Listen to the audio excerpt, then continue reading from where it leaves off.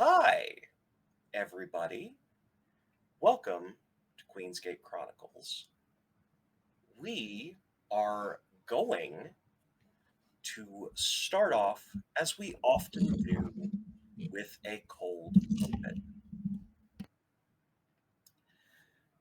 In infinite worlds, there are infinite cities, all named Queensgate. In our last story, 3 owners of a tea shop received fortunes from a mysterious woman. They discovered a tea that can displace a person in space, and met a fearsome woman named Mara Fairfell who called for a meeting with Austros. The story ended with a familiar voice calling out to Layla psychically, pleading for help. In today's story, we wind back the clock to the early morning hours. Austros went downstairs to retrieve a fan of ghost fungus, and she found an elderly woman who looked familiar inside her shop when she returned to the main floor. The woman's skin was stretched across her face as if she was in the process of being mummified while still alive. In the morning twilight, she looked hundreds of years old. Austros said, Cass, The fuck are you doing in my shop? We are not open. and the woman smiled. By the time you are open, I won't be able to deliver this message. The fates demand that I give you a choice to hear your future. Will you listen to what the cards have to say? And with that, welcome to Queensgate Chronicles, our actual play series using my own D10 dice pool system in a playtesting phase that is codenamed Queensgate. Yay! Though this may at first appear to be a fantasy slice of life kind of game, it should be noted that Queensgate Chronicles, at its core, is a horror game, and it may not be suitable for all audiences. Content warnings common to the series include body horror, cosmic horror, violence, and death. If any of these topics become too much, please take care of yourself and step away as needed. We'll still be here when you get back. I am your game master and primary collaborator, Synthetic. You can call me Sin. I use they, them pronouns, and I am joined by our 4 wonderful players. Let's popcorn around and have everybody introduce themselves, including their characters' names, pronouns, and the answer to the question that I gave them for their characters. What does family mean to you? Starting with Danny. Hi, it's me, Danny's Corner. Pronoun she, they. Today I will be playing Quinn, whose pronouns exist, I think. Pronouns are also their pronouns are something. You said she, they. Their pronouns are she, they. Yeah. Like me. Yeah, I knew that. Sorry, the question threw me off because I forgot I wasn't ready to be first with the question. I wasn't. To Quinn, to what does family mean to Quinn? Now, just to check, that's the exact wording. Is what does family mean to them? Family for Quinn are people who you spend life around that you need to prove yourself to. That is family. And I'm sure the next person will have a just as wonderful and detailed answer. So let's popcorn it to the person who unfortunately wasn't here last time, but is here now to bless us with their presence. Astros! Yeah! Hi. Hello, everyone.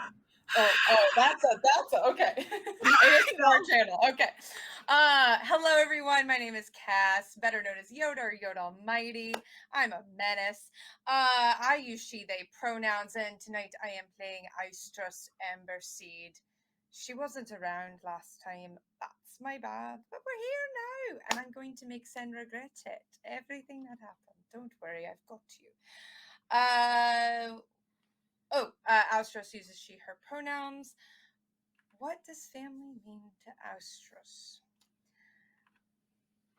Austrus doesn't know what family is because she never had one, and the Ember Seeds were never her family.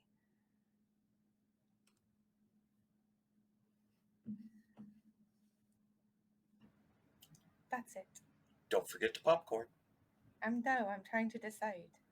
Oh. Let's go with Matt. All right. Thank you so much. I'm Matt, he, him pronouns. I'm playing Ja, he, they pronouns.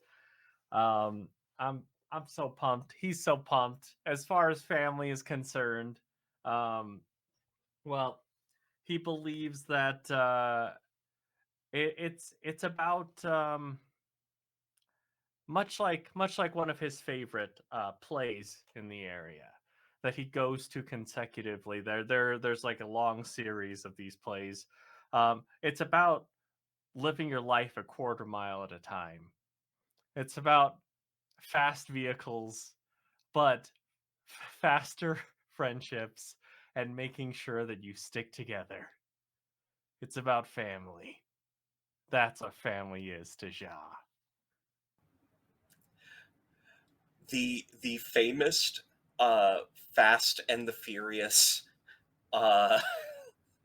Yes. stage plays. Exactly. Exactly. But I will popcorn it over to Knox. Choke counter 1. Anyways, hi everyone.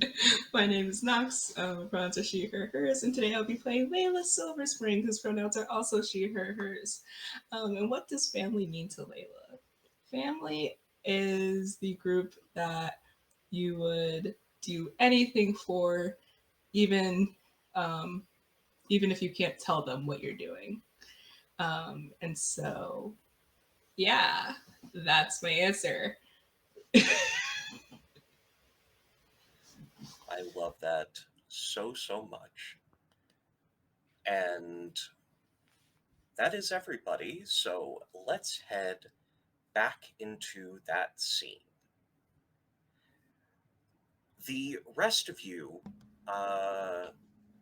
would recognize partially this person as being Ori. And Austros would also know Ori as someone who frequents the tea shop. However, in this morning light, Ori looks different, as if the twilight has added at least 100 years to her face. So, what will it be, dearie? Would you like to know Ori. your fate? Ori, what the fuck are you doing in the shop? It's not time yet. I know. Unfortunately, you're going to be indisposed when I speak to the rest of your friends. Is this more of your... You know... You're too fucking old to be this cryptic, Ori. I'm old enough to be just about anything I damn well please. I'm aware I'm cranky. You've interrupted morning tea. I understand. Just trust me. I don't trust anyone, Ori. You know that better than anyone. Come on now. Fair. What if I told you that time is different for me? in one way, I've already told the rest of you what their fortunes will be. Fuck. All right. So are you fair? Are you human? What are you? That is a question that I think would be best if you found out the answer for yourself. Oh, I get it. So the hard way, not simple fucking answers. Great. All right. Sure. Austros, No, Ori. I stand in the Queen City.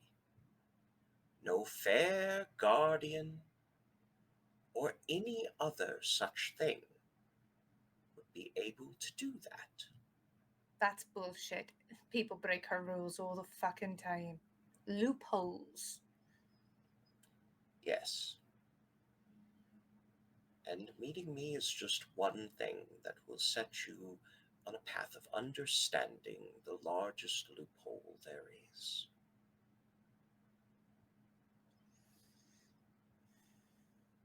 Well, now that sounded like a temptation. Or it could be an old woman prattling on. What do you know? Would you like to hear it? Why the fuck not? Let's go.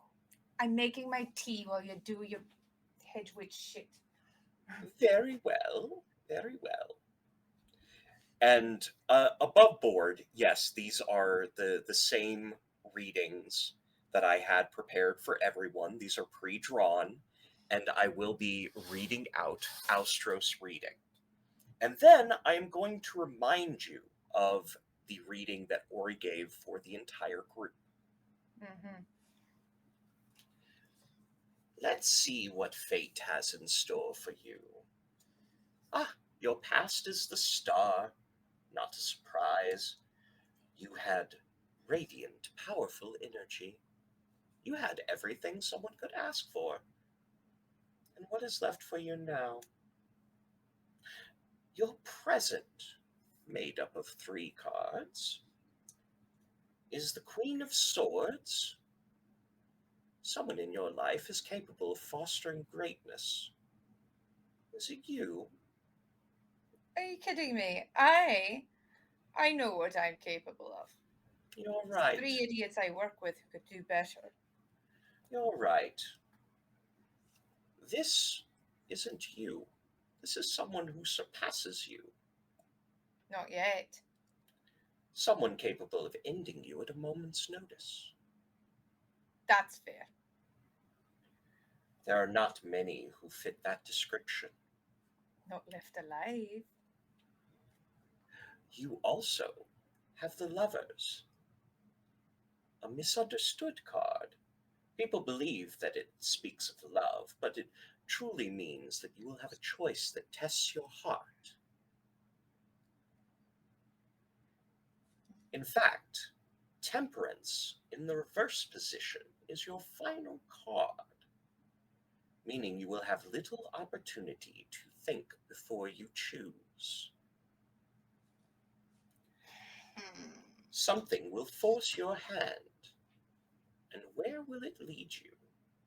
Your future? 9 of Pentacles in reversed position.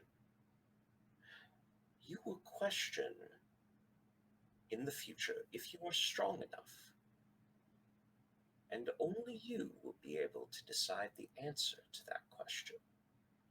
Perhaps you are ready to know that answer. 3 major arcana. This is an important time in your life indeed. Ori, get out of my shop. Very Get well. out. And the camera would pan over to see as she leaves the shop. The door was never unlocked. And Astros realizes it because she goes to slam it closed with a gust of wind and it doesn't move. Don't ever come back in here when that door is locked. As a reminder to everyone, I gave a reading to the entire group, which I will repeat now so that you can understand within the context of Austro's reading and have a friendly reminder of the fate that awaits you. Yes. What a wondrous group of individuals. I feel compelled to pull cards relating to your collective destiny. Very well, Fate. What do you have in store for these people? The Hermit. You are to find a truth greater than you realize together. Judgment. A call that must be answered to avoid ruin. And the Tower in the reverse position.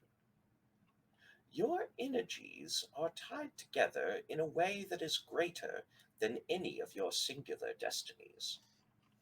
Your world will soon change forever in a violent way. You should know that there's no going back, no matter how much you wish it so. And as a reminder, when Ori disappeared, the tarot cards remained until they burst into flames. Sin, repeat the first card you pulled for me. The Actually, first repeat all card of them. I was just the wanna make sure. Star.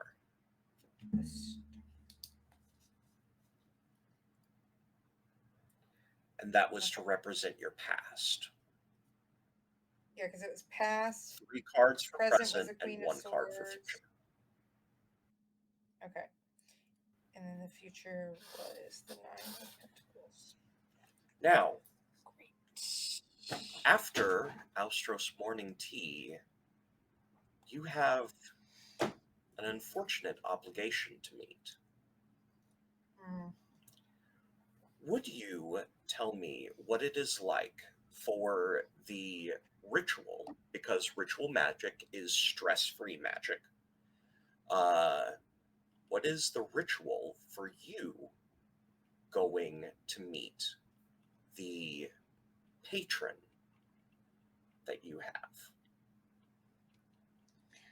Oh, that little thing.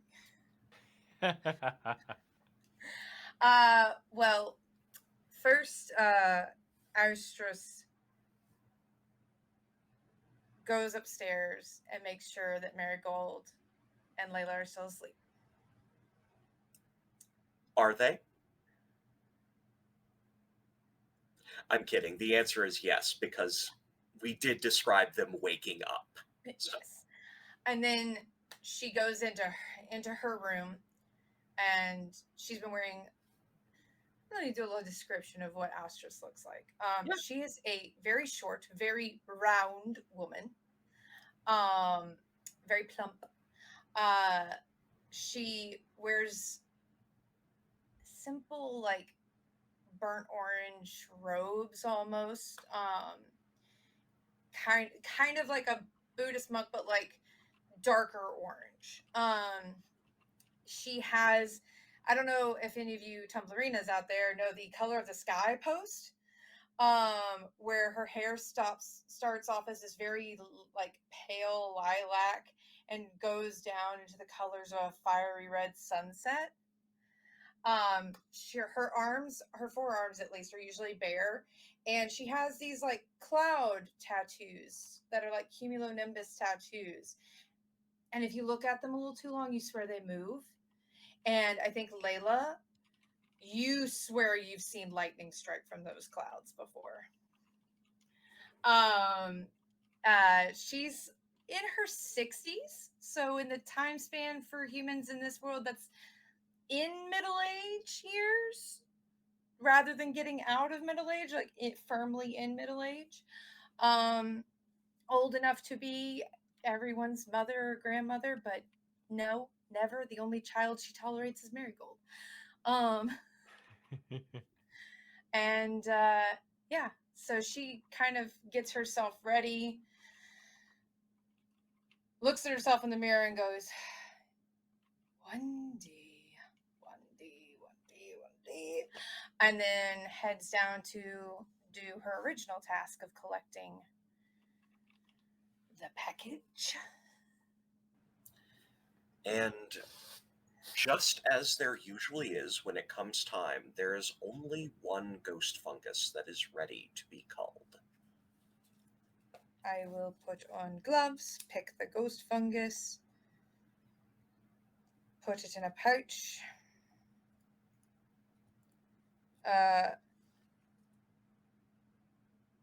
Remind me, Quinn doesn't stay here in the shop. Quinn does stay in the underground part of the shop. She will pop her head in and see if Quinn's asleep. Yeah. Honk shoe and all that. And just because I think that it is very appropriate, Isaac is in the next room snoring quite loudly. She'll walk by that room and just mutter to herself, I need to soundproof that. How does she sleep? And then she will head out. Okay. I will take over the description from this point. I am going to describe where Tute's realm normally looks like that you are passing into.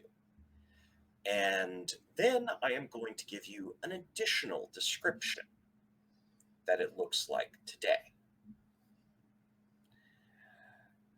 So,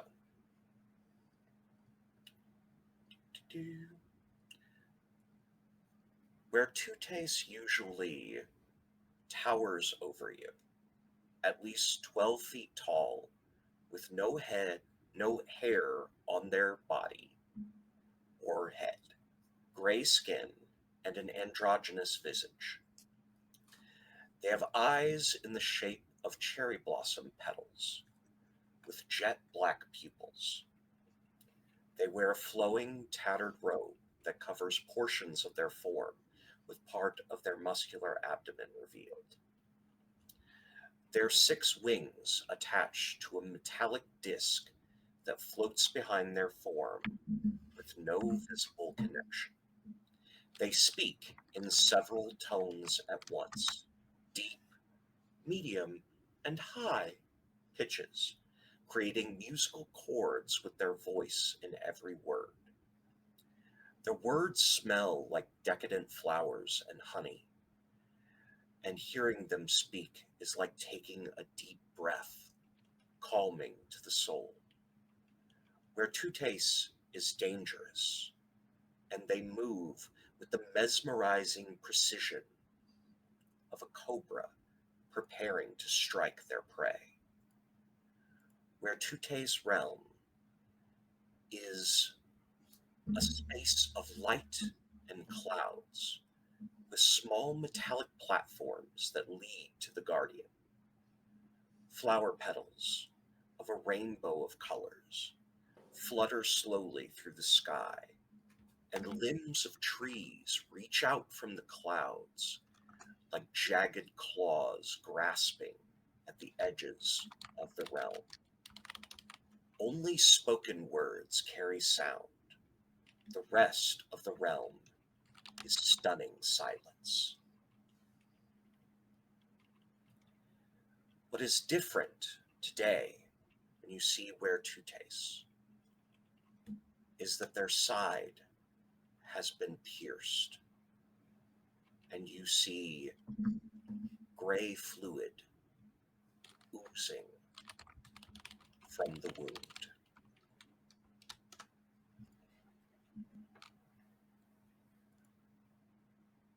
You have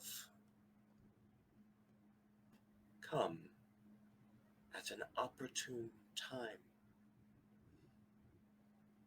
It seems that fate would favor you.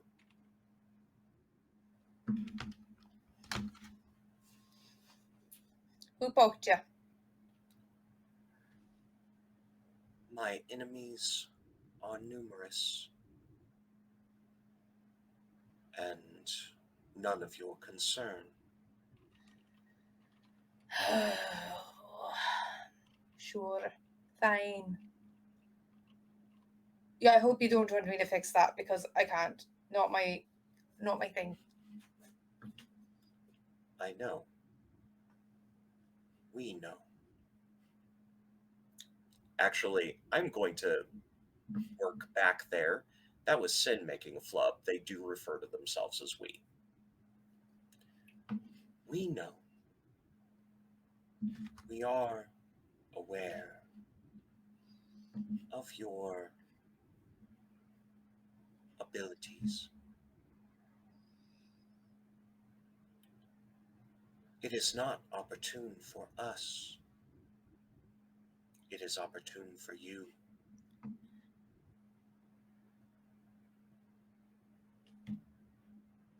Explain.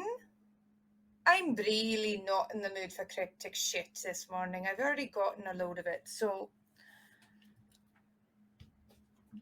You seek power. well, yeah. And here it is within your grasp. What's that mean? I would like to have you make a roll at this point. Again, you will be rolling an amount of d10s equal to one of your scores. In this case, as I pull up the character sheet to remind me what the skill names are, because I'm real good at this, analysis would be the skill that you would be rolling.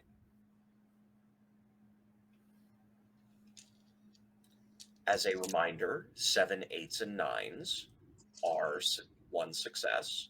10s are a success with an added benefit.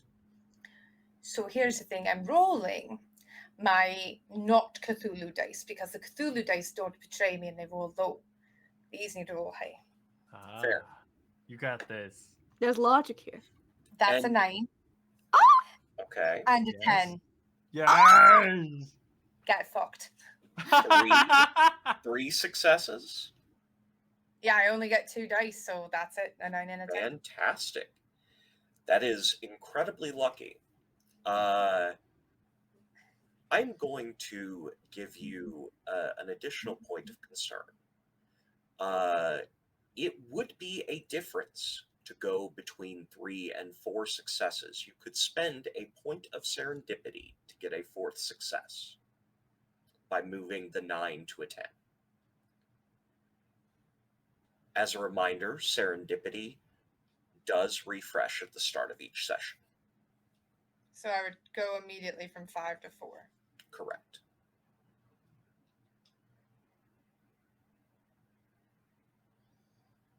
Fuck it, we ball. Let's go. Okay. You're aware of a couple of things. Firstly, you are aware that this is the first time you've seen Where to Taste, where they have been physically vulnerable when you have visited them. Mm-hmm. Number 2, you are aware that the heart of a guardian is a very strong magical component. Is it now?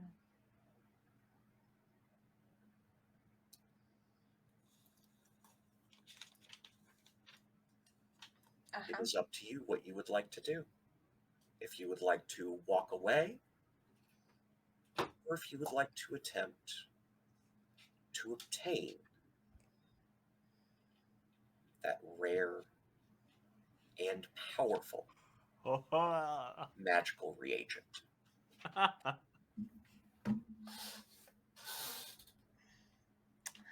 Oh, Sin, it's like you know me.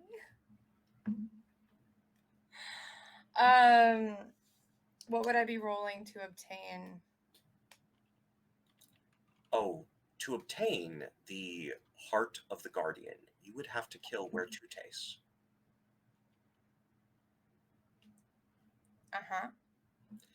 Which you would be rolling your magic skill and using one of your spells in order to do it.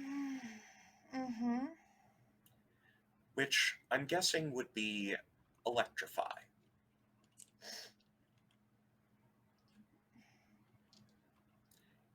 As a reminder, Why are my spells not on here?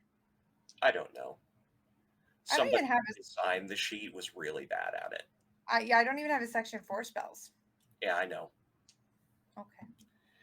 I think I sent you a screenshot with them, but I can send it to you. Yes, please. I have an alternate plan, Sin. Fair. Do the guardians need to breathe?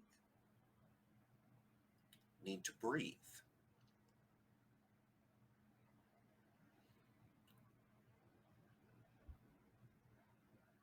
Not in the same way. So That sucking all holds. the air out of their lungs forcefully is not going to suffocate them. No. Oh, okay. Yeah, we're gonna zap them. Okay. Cass, I love you. No, this isn't even me on a feral day. Like, Make For the bad record, decisions. what you are attempting to do is using the spell known as electrify. mm-hmm, Before you do this, I will remind you of one thing, mm-hmm. where Tutace is responsible for the protection spell. Okay. So it just means I'm gonna talk to him first. There are two tastes.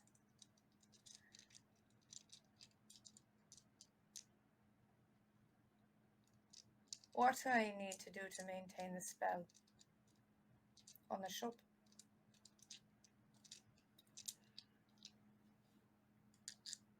You are not capable of that kind of magic. That's not what I asked you. I asked what I needed to do to maintain it. Continue to deliver a fan of ghost fungus grown in an area where no light touches once each week. To That's all you need do. not to you. Just to hear.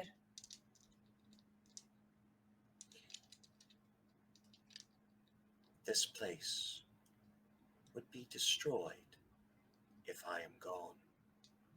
Then where would it need to go if you're gone? You You're would hurt. to find an opposite arrangement. Ugh. One of them. Yes, one of them.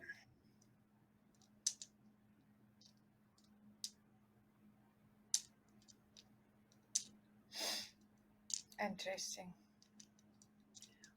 Once you spill a guardian's ichor, no other guardian will be willing to hear you. That's fair. I know if someone spilled the blood of one of my own, I'd be a little peeved. You have no idea. I have a little bit of an idea. That's all I need.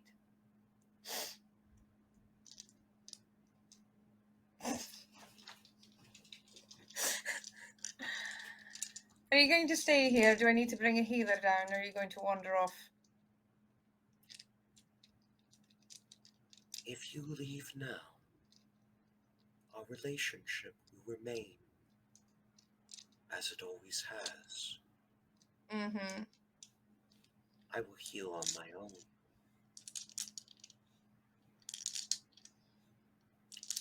And I will know more of your heart. I'd like to know a little more about yours.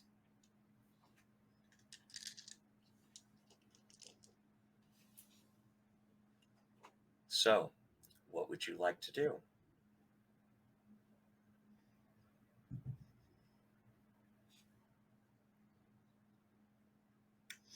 I'm gonna roll for it. Okay. This is for me to decide specifically. Okay. Sin. The dice have spoken. Toss the pouch at them, turn and walk away. I roll a 1.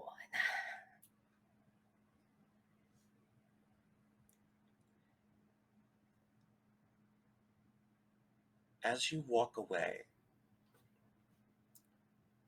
a congealed mass of the gray ichor Mm-hmm. comes behind you, and you see an iron flask appear. In front of you, floating with the ichor inside of it.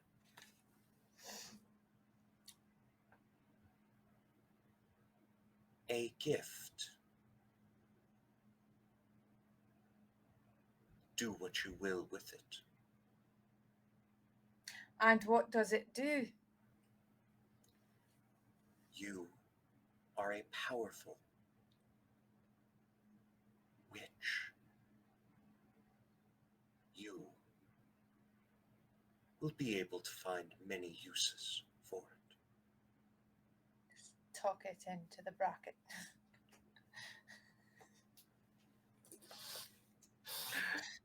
Just in case you were wondering if Cass had seen the previous episode, the Brocket makes a return. Yes. Yeah. Oh, It is Most important world building. Queensgate Honestly. lore, and I'm fine with that. truly, The funny thing like, is, Layla has pockets. I don't know why I said that. because it's the most practical pocket.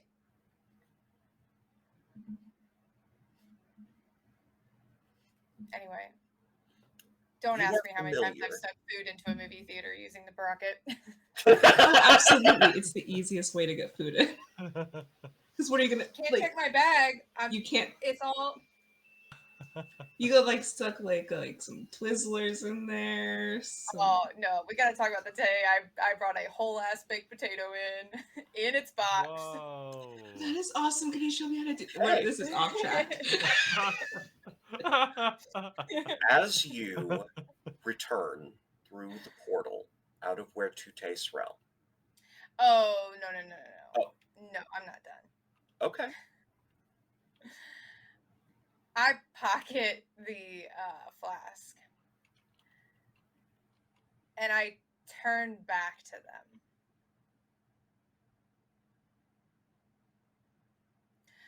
You know, it's interesting you spoke of fate and my lust for power. I had another meeting this morning, unexpected. What's going on in this city? What's about to happen? You lot always know something. This is your one question each visit. That's what I'd like to know today.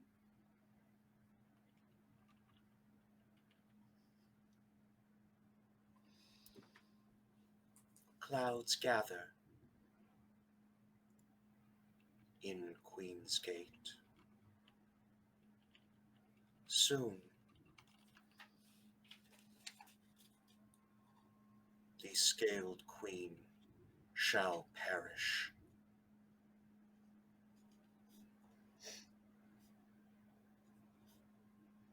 Interesting.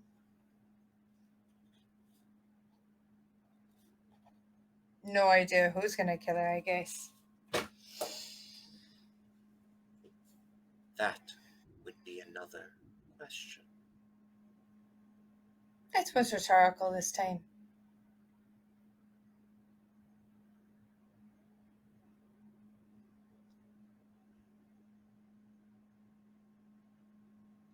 Have a good day, Tutti Frutti, and I walk out.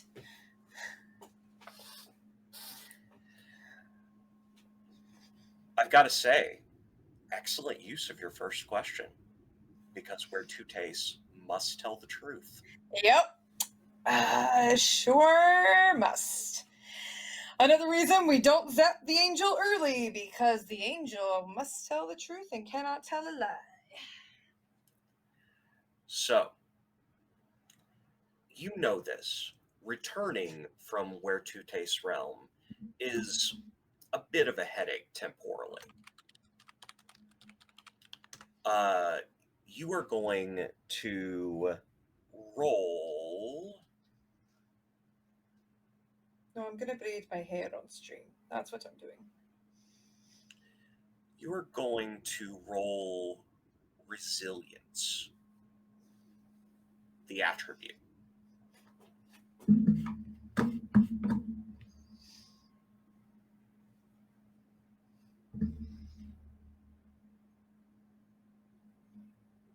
Oh, do I fucking have to?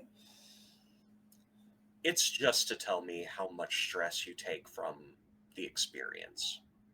Oh no. I'm not stressed. I'm angry that there was a woman in my shop this morning. After years of dealing with Layla's bullshit, I feel like you don't get stressed. Are you And there's a 4-year-old around me, and I hate children. Well, I've got a 10 and a 5, so Okay. Oh. 2 successes, which means that you don't take any stress from. moisturize and my lane. But you do return in the middle of the day, which is not unusual. The longest that it's been was that evening. The shortest that it has been is 10 minutes. This is kind of a headache, though.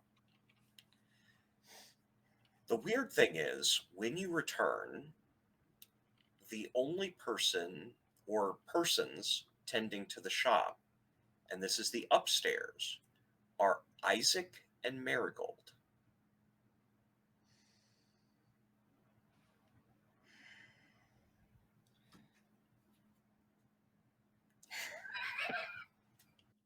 Wait, I thought it was Rana. It was. You motherfucker. What? I- No. I realized what I missed. Jesus. Marigold. Hey, That's not how you greet me. Marigold. hello, Austros. That's better, dear.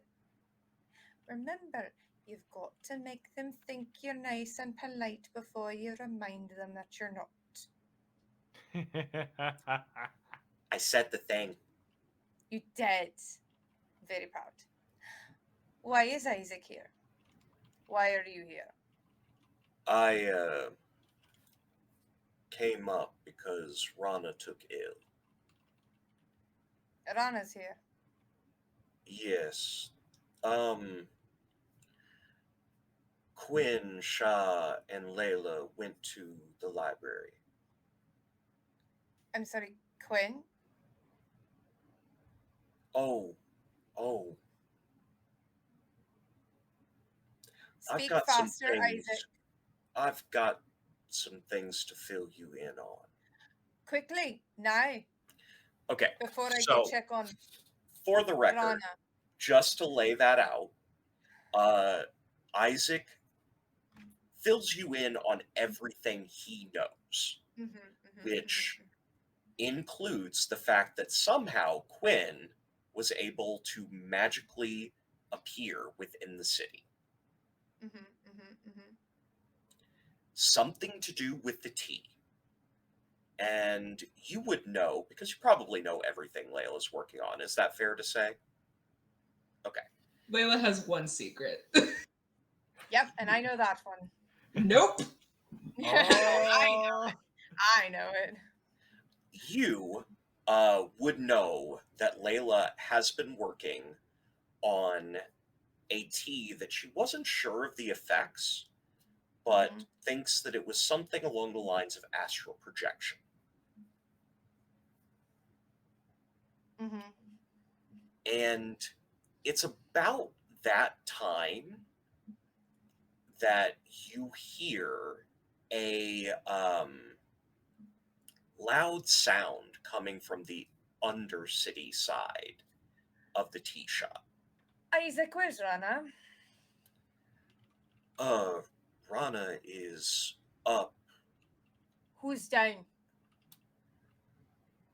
No one. But I shut the shop. Marigold, darling, Yeah? please go find Rana. Okay. Make sure she's breathing. If she is, stay with her. If she's not, come find me. I'm going downstairs. Oh, Do you remember where Rana's your where little the magic happens.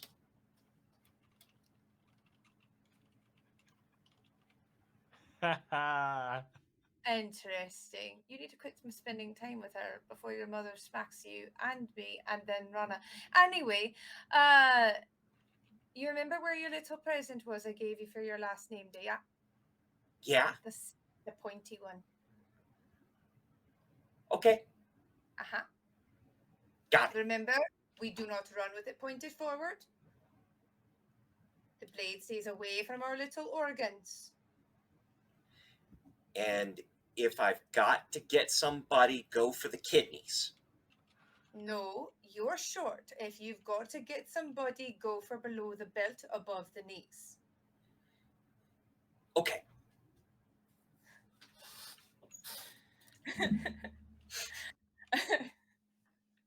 By the way, actual advice my dad gave me as a child in case Wow. he grab me. See, I was just told to tell people that my uncle had a Somehow knife. Nobody I'm not actually gave me surprised. one.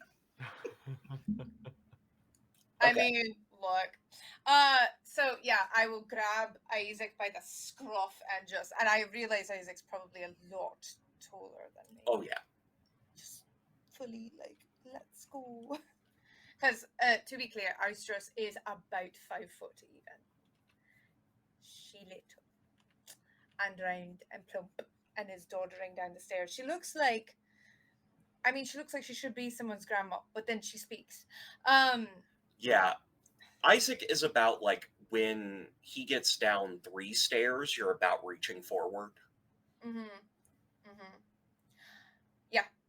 I fling the door open with a little gust of wind. Oh. Something that Isaac notes. Quinn, the bodies stay, but Yeah, they're not here. the body's gone. Yeah. Isaac, we have got to work on your speed of delivery of important information. Fair. I might kick you out of this. Never mind. Yeah. Little finger pointies of flame. We're doing a scan for Quinn. Okay. To kind of get things to back where you're together and we're on the timeline for where this episode is, you were able to find Quinn. They are not that far out of the shop, but how is Quinn when Austros finds her? Well, Because to be clear, Quinn's body left when Quinn came back and found other Quinn. how much minutes would you say have passed since then? It was a really quick thing that occurred. Like you chasing down other Quinn and coming back, you're probably out of the shop like 2 minutes at most. Okay. So I imagine it's like as Ostros is looking for Quinn, they look a little bit out and Quinn is like on their way back. And Quinn just has the widest eyed expression of horror and realization of something. Not realization, actually just horror. Horror and confusion. As they are walking back, but then I think they see Ostros and they like stiffen up and they pretend like nothing's happening. They sort of try to blink it away and they just go, Are you still wearing your scarf? yes. Quinny? You suck at hiding things from me. What happened?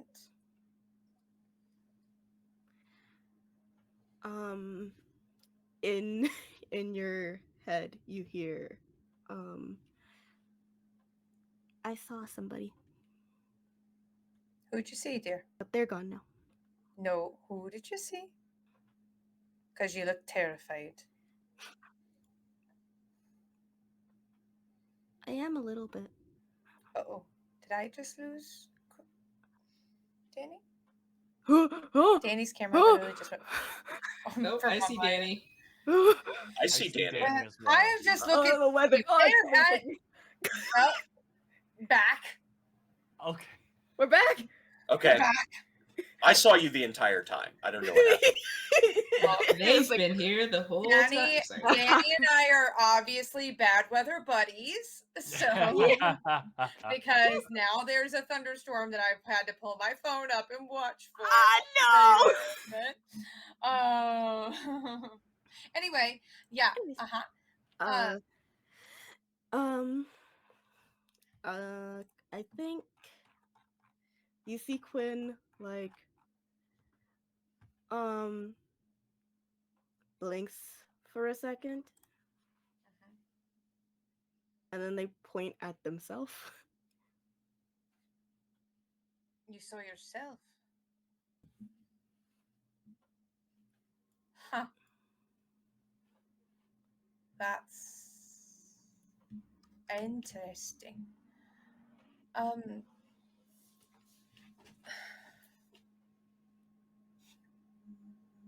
Better or worse?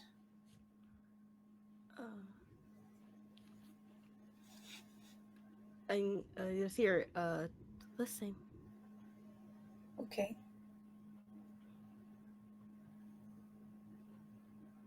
Scared, yeah?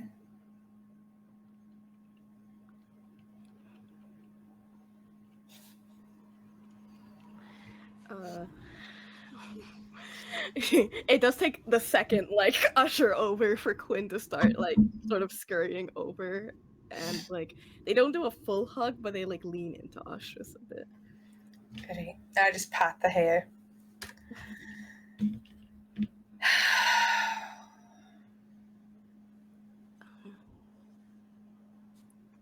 Where is everyone else? I don't know. The library, I suppose. But on the way there. I was there. You were. Layla's tea worked. All right. I don't know how, but I mean I do know how because of the tea. Layla must have worked really hard. I need to thank her. Do you want to try it again? Do you want to try now? All right, let's go. And sit in a chair this time. Why did you wonder what the hell? Mm-hmm. All right. Don't ask. I don't want to know exactly. I understand.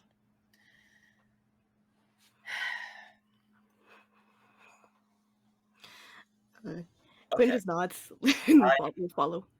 I would like to leave you there for a moment in prepping Quinn for another round of tea. Because we are going to go back to Layla, who has just heard, "Please help me," in her head. So, question over table. Can I say Layla is starting to put together the stuff that I put together about Davian? Oh yeah, all of the stuff that we discussed as aspects of the tea that Layla has figured out, Mm. those are all things that are Not the tea, the Damien thing. The thing that I'm gonna punch them for. Oh. Can we Yeah, say Layla started putting this together? sure. Okay, does everyone have the ability to try to like communicate with psychic? Can she No. try to respond? No? Okay. If anyone who is capable of it is capable of projection, really powerful psychics are capable of detection. But projection is the weakest form of psychic ability. I'd say then as Layla hears it, the flower in her hair starts to die a little bit. And other flowers that are in the area start to die as she just starts clenching her fists. Oh no. And the reason I wanted to stay in the library is I wanted to check really quick records specifically. It's like 3 records. Is that okay? All right, there's Yeah. two I want to check to see, and then one I'm hoping I will never find anything on. Okay. You guys had extra successes left over, so tell me what you want. You had 10 successes total, I think. Yeah, something like that's that. pretty sick. Yeah. All right, I want to check for Heloise and Damien Silver Spring. So you were checking for records of Heloise and Damien. Yes. Okay. I guess anything that would tell me if Heloise had any. Oh Jesus, that's a spider. Okay, sorry. Anything that would tell me about if Heloise would have Heloise wouldn't have been involved in it, but if she would have had like a solution, I guess. Damien to give a clue if there was any indication that he was going to do something stupid. And then the third person I'll tell you in a sec. Okay. All of these are public records. So for the record, just for the audience, would you say who Heloise and Damien are? Yeah. Heloise Silver Spring is Layla's mother who disappeared when she was 14 and was one of the members of the inner circle of Silver Spring family. She was a quill. And Damien Silver Spring is Layla's dead fiance who died 5 years ago. 4 to 5. So, Give or take a few months. For the record, Damien's records are intact of that being his death. Heloise, her records do not have a confirmed death. But after 5 years, there is an assumption of death. So there is an assumed death date 5 years after her disappearance. What was Damien's cause of death again? Listed cause of death? In the records, it is listed as a death by natural causes. Okay. And then the third thing, I want to make sure there's no records of Marigold. There are not. Good.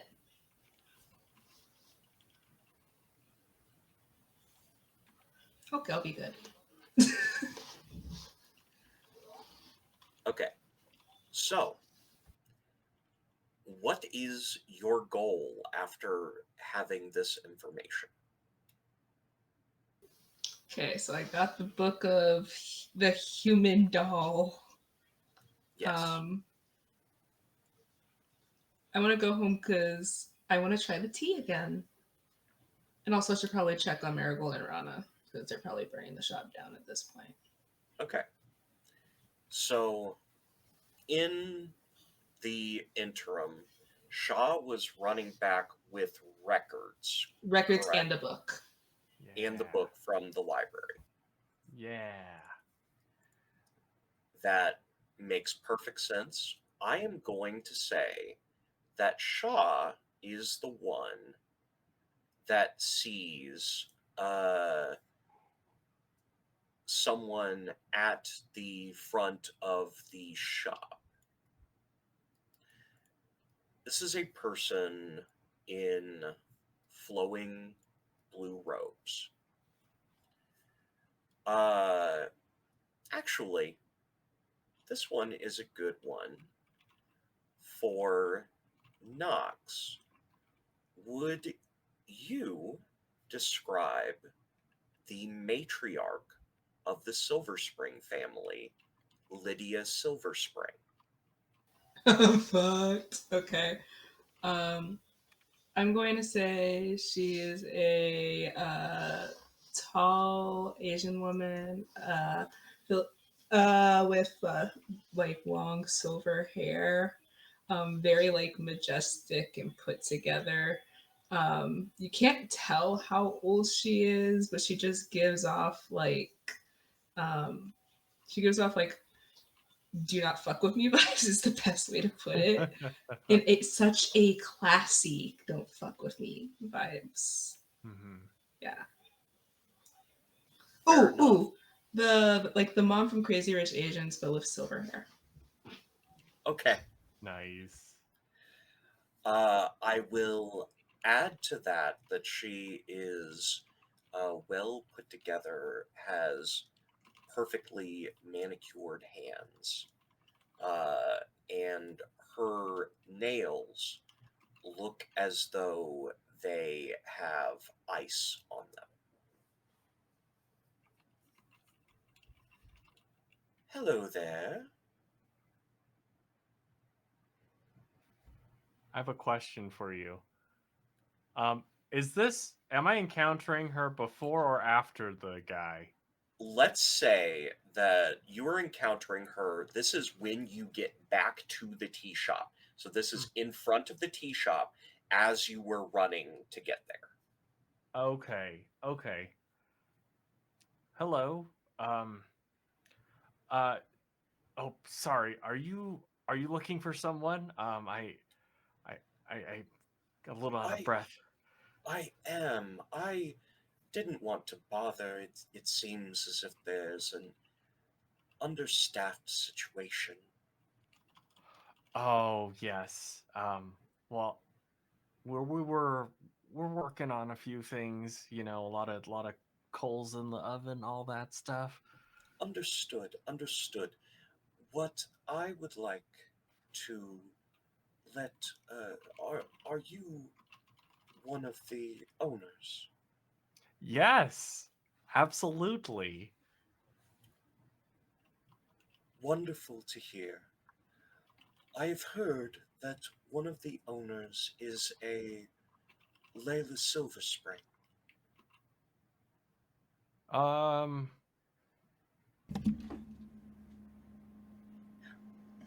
I can.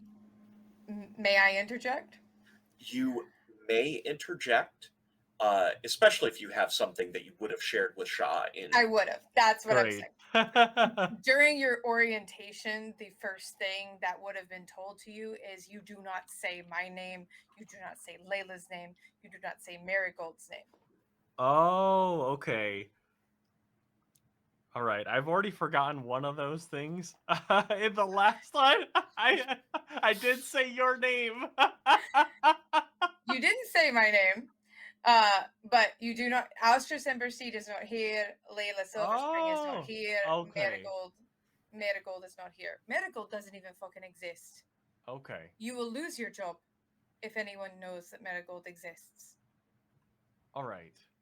And Ja will I imagine that as he's talking, he's like about to confirm, and then just a little bubble, and he sees Alstros's stern face, and he's like, no, I don't think so. I'm the sole owner, actually. It all Would goes through me. would you please make a mastery check? Mastery. Uh-oh. Okay, that's one die, so fingers crossed, y'all. Oh, that is a 6. Oh no. If you would like, you can use a serendipity to get one success. Yes, I would love to. I will spend a serendipity. What you feel is a cold chill touching the barest parts of your mind. It's not going anything deeper than your surface thoughts, but you feel that if you would not have resisted it, that you would have been an open book. Oh. That is good to know. I must have had incorrect information. Yeah, I'm sorry. I If- wasn't good at the paperwork, you know, so. If you happen to have a visitor named Layla Silverspring, would you let her know that Lydia Silverspring is looking for her? Yeah, absolutely. She'll know what that means. We're old friends. Old friends. There are a lot of old friends springing up today. It's a hell of a banner day for like the entire party right here. Oh, right. It hasn't even been 24 hours. I do want to let you know this is the first person appearing that is the consequences of the party's own actions. Oh, snap. Did I do this? Yes. You appeared in the house of one of the quills that you used to be in, letting them know that you exist.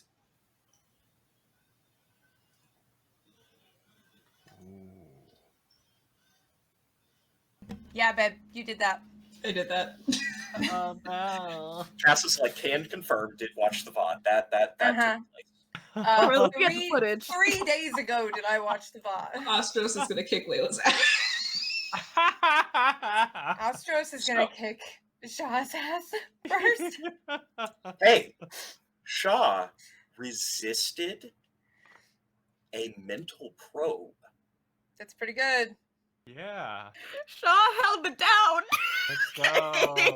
I Hey, like Shaw's ass, steel trap Shaw's this one. ass is safe for now. Yes. Okay. So we've got the record of Layla's on her way back.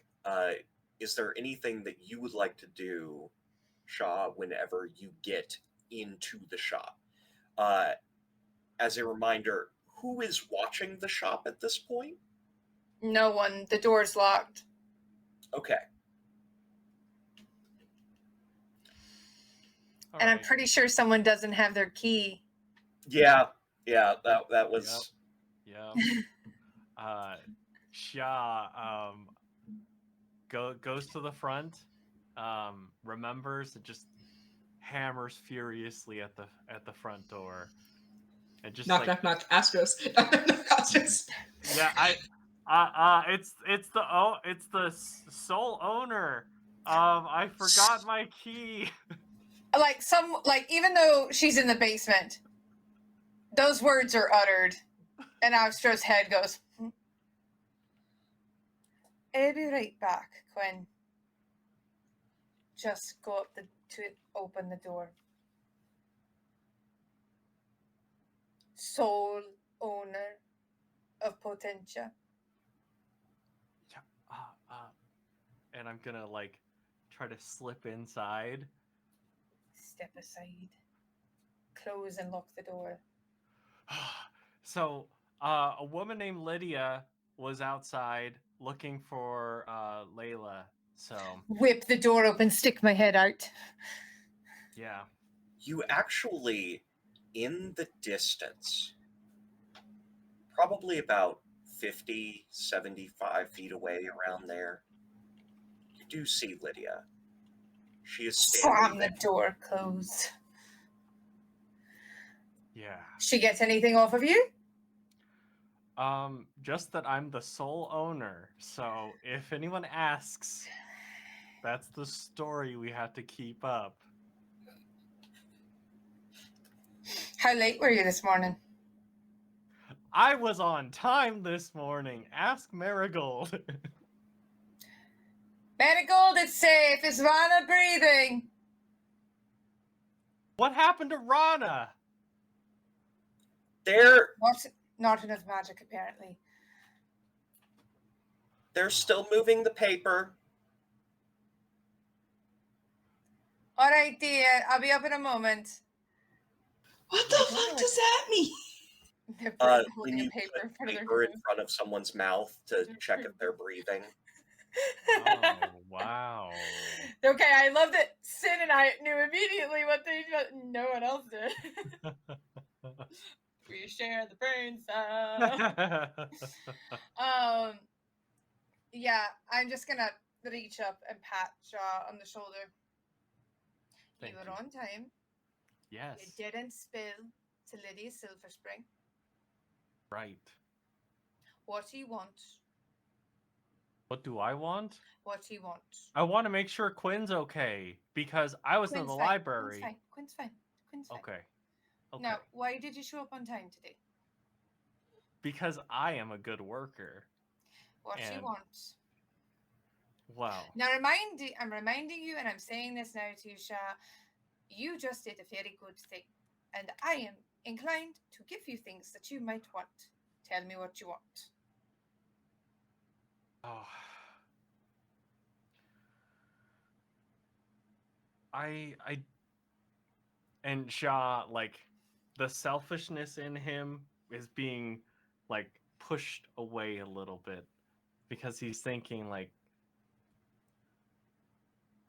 I want to see Quinn. I want to make sure. I'm sorry because we were in the library and then Quinn disappeared and we haven't worked out all the bugs yet, right? So I just got to Alright. make sure. Go. I'm good. Thank you.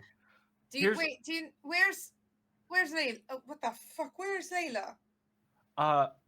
At the library, still figuring out a bunch of stuff because she's super smart. She's got it, but this is some of Okay. the stuff that we found. There's a Alright, lot go of check on cool Quinn, info. and then I'll make sure Rhonda's breathing and come down and you explain better than Isaac did, which was shit. Okay, yeah. And as Shah is like running downstairs, you hear it stop halfway and then call out, "Oh, Mara was looking for you." And then keep running back down. Who the fuck is Mara? Never a name that you have heard before. Whisper that in her ear. Who is Mara? So, with that in mind, I want to circle everyone together. Because eventually Layla makes it back to the shop. And for the most part, it seems like everything is going well, except for the fact that Layla has to check on Rana. Mm-hmm. Marigold I'm says, upstairs with Marigold, with Rana, yeah. in the room where the magic happens. Marigold said at the beginning, Rana, they just fell over. Is Layla there now? We're going to say that is what Marigold told Austros. Mm-hmm. Now, circle around, because Austros, as previously stated, not the healer. Nope. Not my job. But would you like to be there when Layla gets there to see Rana?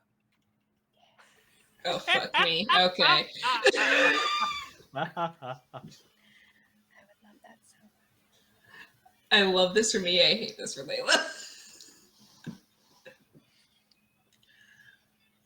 Rana is in Layla's bed. Mm-hmm.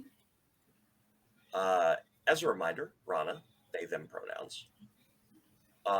And Rana is looking rather ill. As a reminder, whenever you saw them last, they said that the reason they weren't going to the library was that they were a little lightheaded. Pouring water into their mouth. Well, dripping with a towel.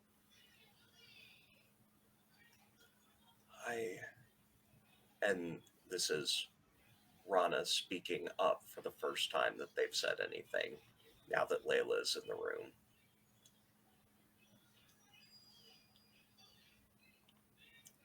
Is Marigold kept in the room? I wouldn't have told Marigold to go away.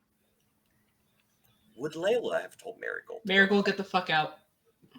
Don't Okay. speak to her like that. I just. Marigold is like, I like being in the shop better anyway. Go run the Go shop, hang sweetie. out You do with- a great job at it. Go hang out with Gwen. Oh yeah, go hang out with Quinn. Quinn can, yeah. Just go, Oh. go. And make sure to tell Shah that he's still on my good side. What did Shaw Okay. do to get on your? Okay. I'll tell you in a minute. Shah? This is more Okay. important. Shaw's on your good side, and Quinn is fun because brain tickles. Yeah, that makes sense. Okay. Just kind of shoves Marigold out of the room and closes the door and locks it. So, going back to what Rana says, their first words. I really didn't think that this was going to be the way I ended up here.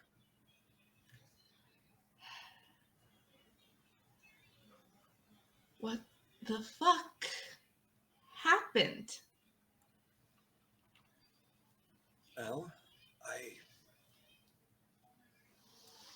I told you that I was stabbed. Mm-hmm. As this is happening, Layla's undoing their shirt again to look at the wound, just like not just in doctor mode. There are green lines where their veins are around the wound. I think it was poisoned. Oh, you think it was poisoned? Do you think I'm not a that? doctor. You're... If you weren't half dead in my bed right now, I would kill you myself, and I want you to understand that. What the fuck? Hey, Sin. Yeah. Someone else I know was stabbed today. True. I will say this wound is not in a similar place. I'm not saying similar place. I'm saying, do I know that guardians carry poison blades?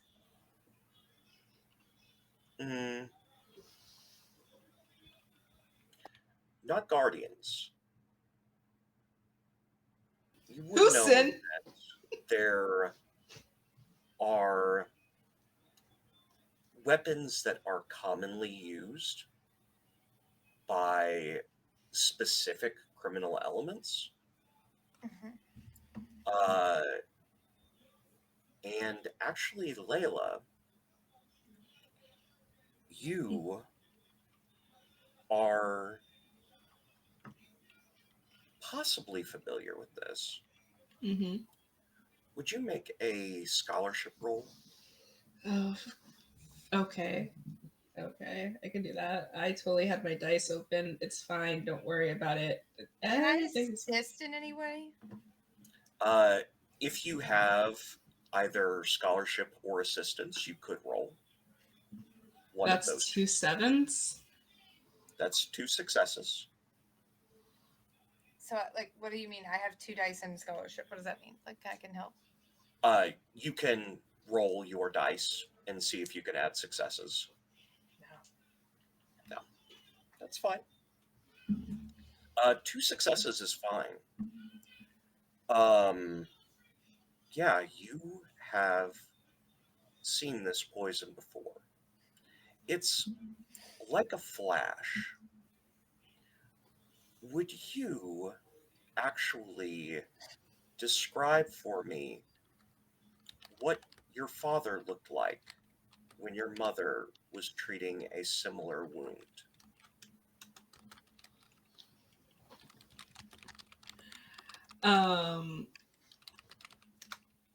Like actual description of what Layla's dad looks like, or Yeah. like what Layla's dad looks nothing like her.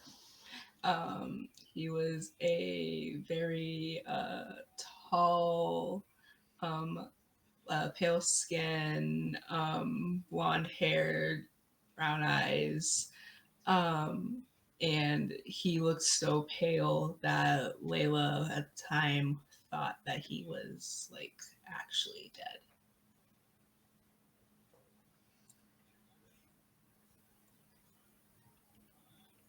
Would Layla keep the proper treatment for this poison on hand? Layla over the past several years has kept every treatment she can think of anything that could possibly happen to Marigold. Oh. Then you know for a fact what criminal organization is known for using this type of poison. It is the Red Cage.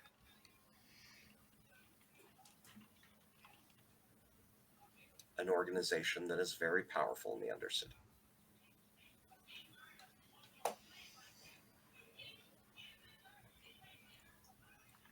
Okay. Do they ever outsource their weapons? Or only they would have it? The Red Cage likes to keep a cadre of poisons to themselves. One, because they're more difficult to create the antidotes for, and 2, because they like making statements. So someone who's a part of the Red Cage wanted me to have information and stabbed Rana over it. Yeah. Can I do a... Would Damien have ever talked about the Red Cages in any way? No, never would Okay. have come up. Just checking. Because right now that motherfucker's on my list. So, On the bright side, since you have a familiarity with this, yeah. you know the exact cure. Okay. Can I go get it off my shelf and Yep. just start treating them? Yep. Layla is Leave the zoned room. out. Do you leave the room? I Do you imagine want that me the to shop leave the room? off No, the- I'm sincerely asking if you're leaving the room. No. The lady, I you want me to so you can say something? No, I'm gonna say it anyway. I think I will lean over to Rana and go, "You're a fucking dumbass." I've heard that recently. Yeah. You're ruining the good sheets.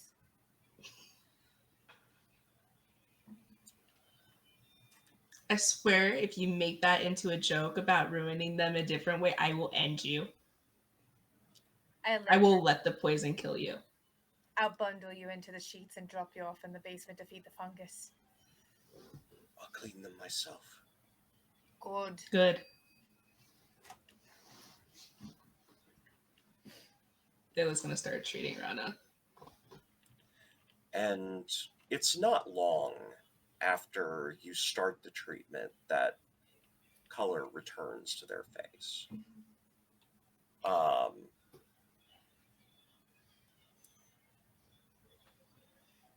And they look at you and say, "You are the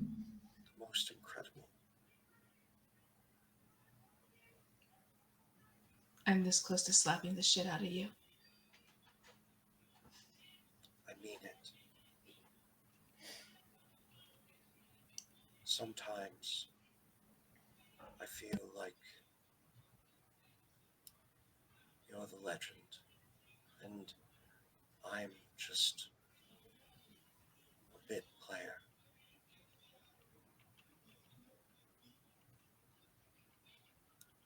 Getting swept up in it all.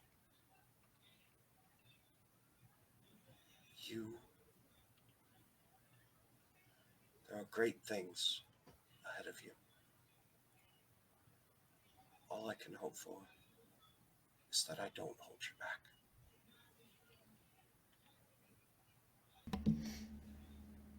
Been thinking about that one long, have you? There's a lot to consider when you're Dying? Getting better. Yeah. Layla, do you want me to keep on and you go check on medical? I think Layla's just staring at the stab wound.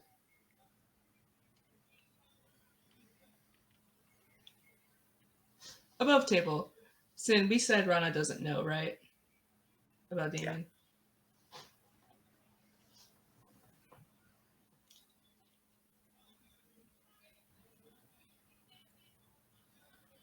There is so much that I haven't told you. Don't give me that look, Astros.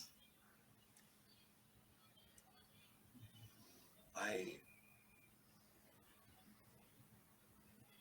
will never stop you from telling me more. But I need you to know that I already know everything I need.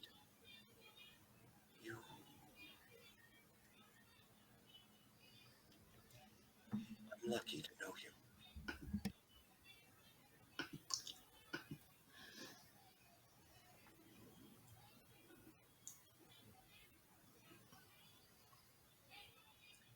I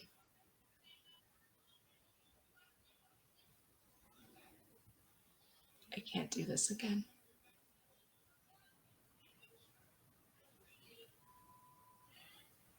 Not again. Okay, I'll get people to go to the Undercity for me. Astros, I can't do it again. Go. I got it. Go. Just, it's all right, dear. Go. We said this is a diverse city, so I'm assuming multiple languages exist.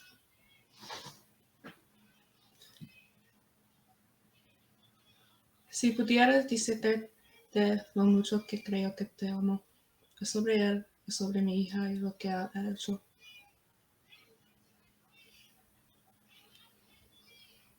One day, I swear I will learn that language so that I know. Shut up, Rana. Layla. Go check on medical. She's down with Quinn. Come on, go. I gotta go check on her. Just turns around, walks down to Marigold. Ice just whips around on Rana. You have the time of a devil at an orgy. What the fuck are you doing?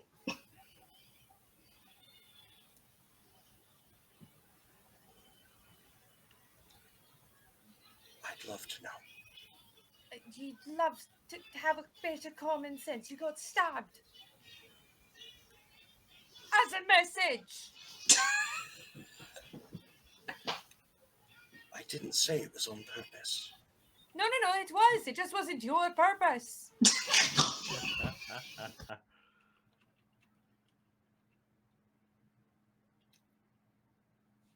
That is fair. Uh-huh. You feeling better, yeah? Yeah? You feeling better? Poke him in the wound. Oh. You ever come to my shop again, with any hint of danger to that girl. And Rana, you won't be a legend because you'll be dead and no one will remember your name.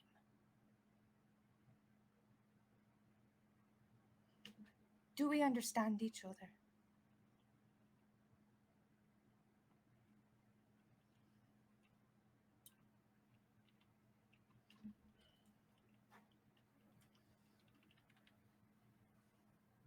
As best I can.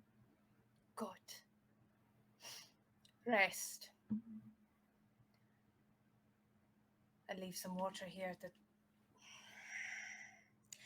You utter fool. Think with your head.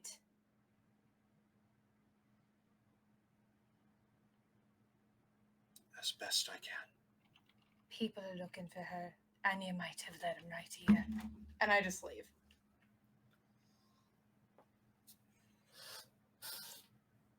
I have a question. Go for it. So Quinn wanted to try the tea. Layla wanted to try the tea again.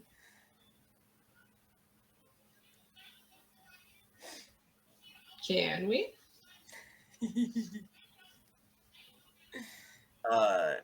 Something that you should know, and you would know based on your experience, Mm-hmm. is that there could be side effects of consuming so close to consuming Fuck it, let's go. before. Okay. I'm here for a good time, not a lot. So Layla's not having a good time. I would like to ask you, what are you going to imagine? Where Damien was. Okay.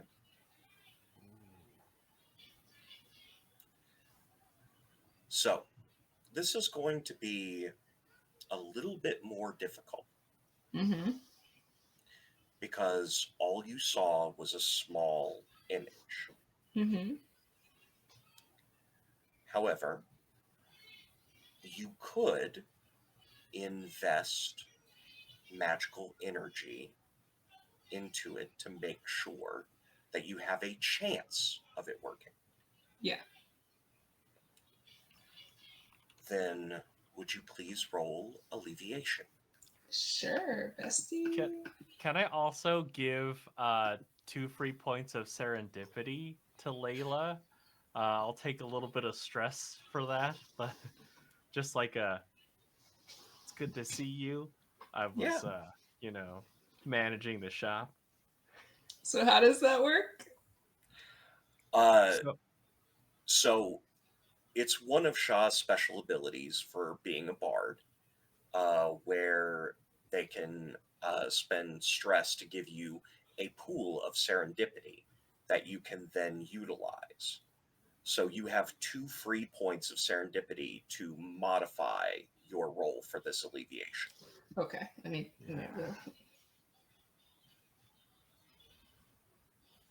how many successes do I need, Sin? You're going to need at least 3. Oh, I got a 10, a 9, a 7, and an 8.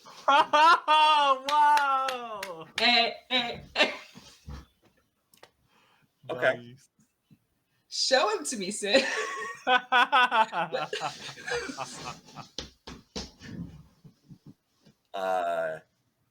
Just a moment.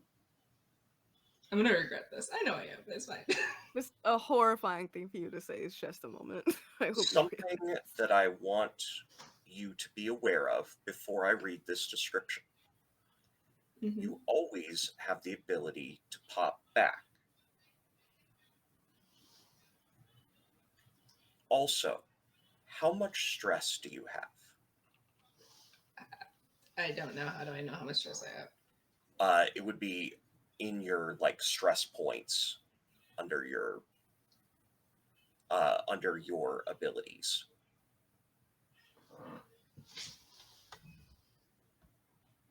You only gave me the top half of your character sheet, so That was all I filled out, so I don't know. How do I calculate that? Okay. I think the calculation is your persistence plus will. Yes.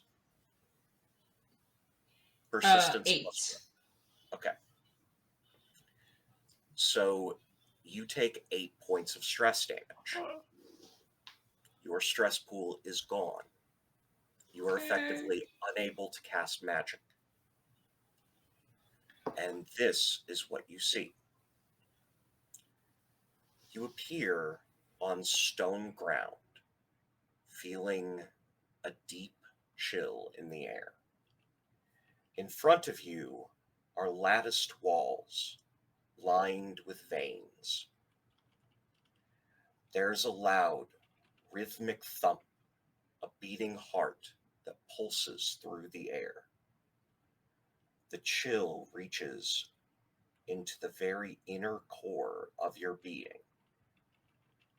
As you look up and see Damien, covered in flesh-like walls, except for his left eye, which stares at you in horror, believing you to be a figment of his imagination. The horror turns to sadness as tears stream from his eye, becoming hot and sizzling when the liquid touches the flesh that is actively consuming him.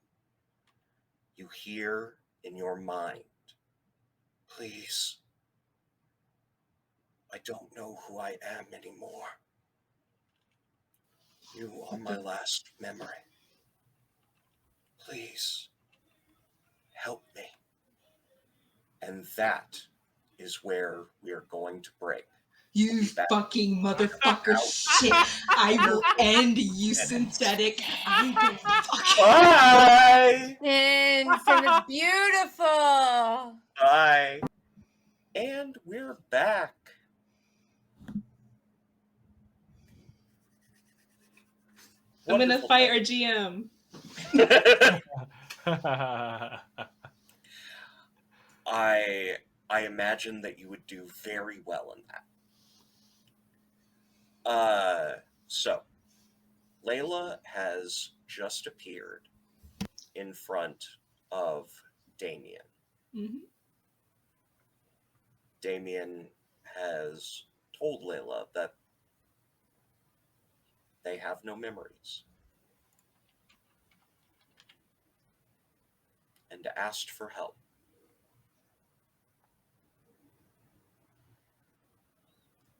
You stupid motherfucker. What did you get yourself into?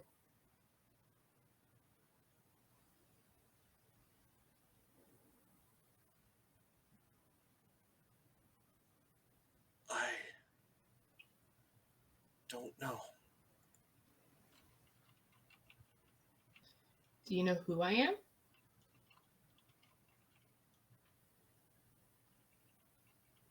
Layla.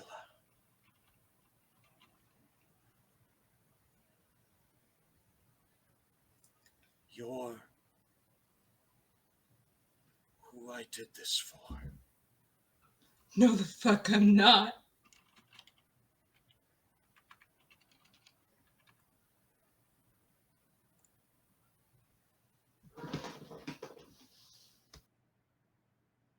You did not do shit for me. You abandoned me. You didn't do shit.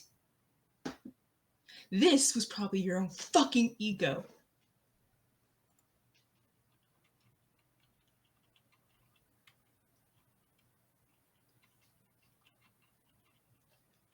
Who am I, Damien?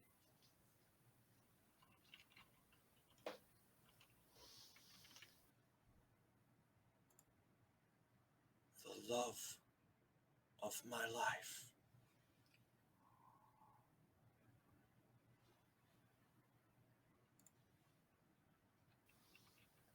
I found you 4 years ago on what should have been one of the happiest days of my life.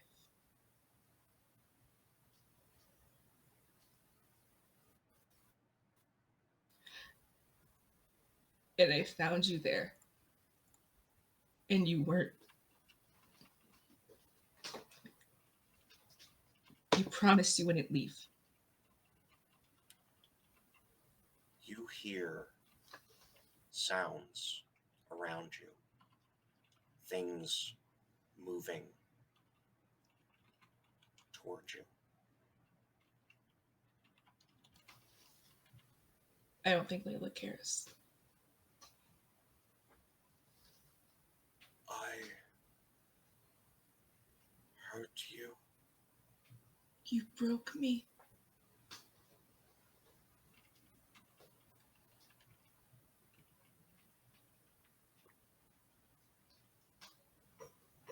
Then I must deserve this.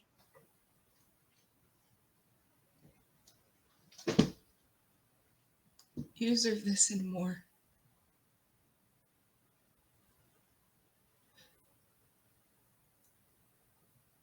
You deserve to rot and be dead the way I thought you were for the past 4 fucking years of my life.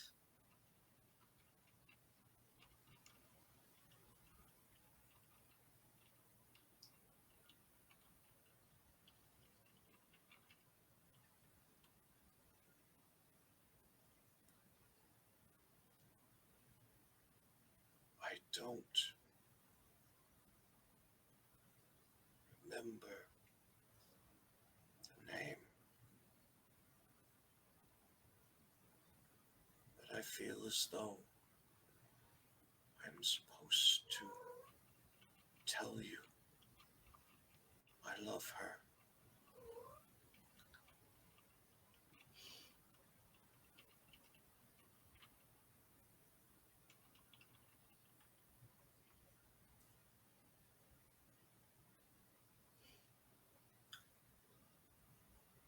I hate you.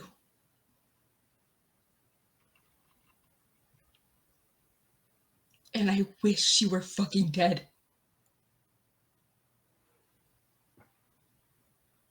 Don't you ever talk about my fucking daughter ever again when you left her.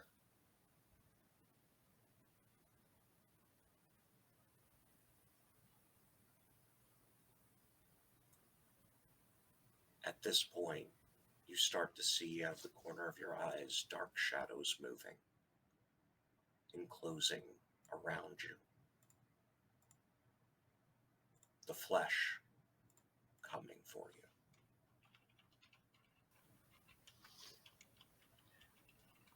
I'll get you out of here. I'll save you. And then you better fucking run. Because I will kill you myself.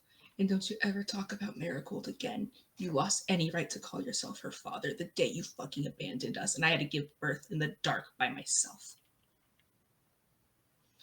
Go to hell, Damien. And Layla's gonna pop out.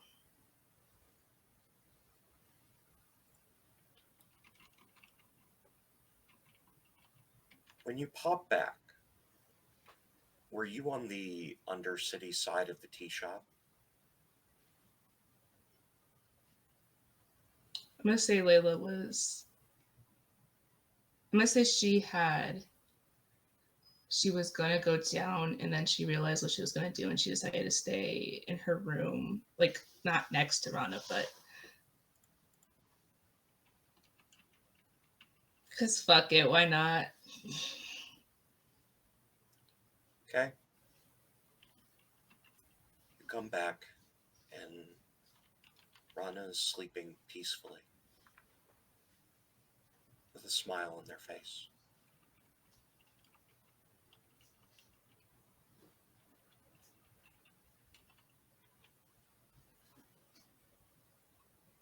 Layla's just sobbing. I think that's a good place to switch scenes. Yeah. It's coming to the end of the working day.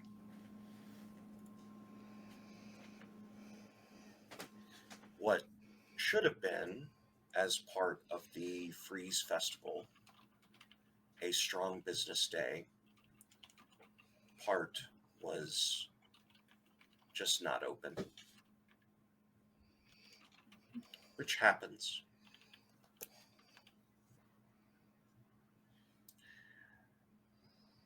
before the closing time happens and people go to like their own place, are there any conversations that you all would like to have with each other?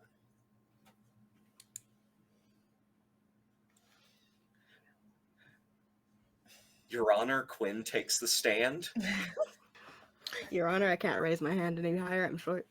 I think I like to picture once Layla comes back, we cut to Quinn and Shaw. When Shaw came to check on Quinn, who truly didn't move. they Osh just left, and Quinn is just standing there in the middle of the floor. I made you some tea so you could go on your own little journey. Well, yeah, but then you left. That's fair. They're just holding a cup of tea, and I think just standing there. I would have said I was going up. I'll be back in a minute, and then not come back because they waited not long after. Yeah, That's crazy. A lot happened. a lot Yeah. happened. Things happen. It just, Yeah. for some reason, things keep happening to you all. Right? Hey, Quinn. Ooh, nice cup of tea you got. It's to travel again. Oh, are you gonna do it? I wanted to. Well, what's stopping you? You can have a seat. I can watch you. Is everything okay? I'm assured that it is.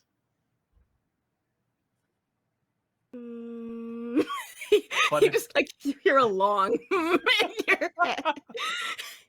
But if anyone asks, I'm the sole owner. We have to have our story straight. I'm sorry. It's just Okay. yeah, but do you want to travel? And Xia is gonna go grab a chair. Probably like I imagine in this down area we have like quite the variety of chairs, and Xia is gonna pick like the nicest one, and it takes him a second to drag it over. It's a big heavy one with like the big cushions and like the little gold buttons on it, that you could run your fingers over while you're sitting there enjoying in the luxury. And he's gonna slide that next to you and be like, "Yeah, have a seat. This is my favorite chair."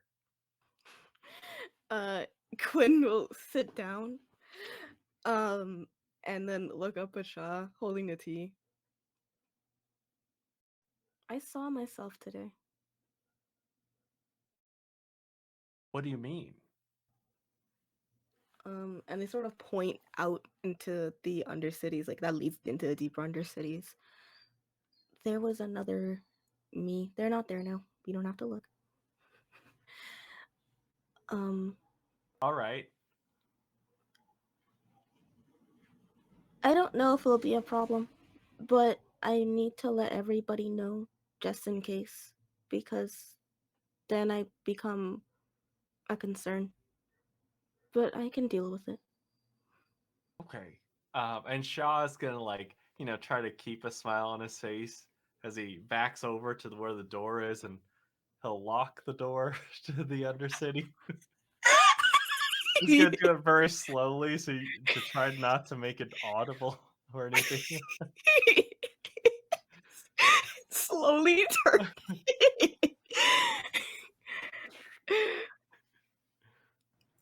Despite how slowly you turn, it's the loudest click you've ever heard in your life. Just a long stare. Yeah, we'll keep an eye out. But would it be safe for me to even go back? I mean, I guess we learned it's safe in other ways, but I wonder. It feels like there's a lot happening. That's true. Layla, Alstros.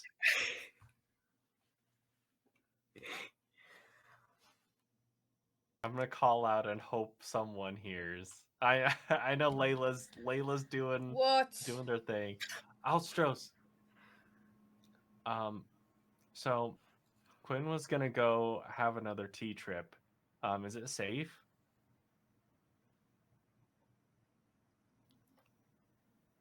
Define safe.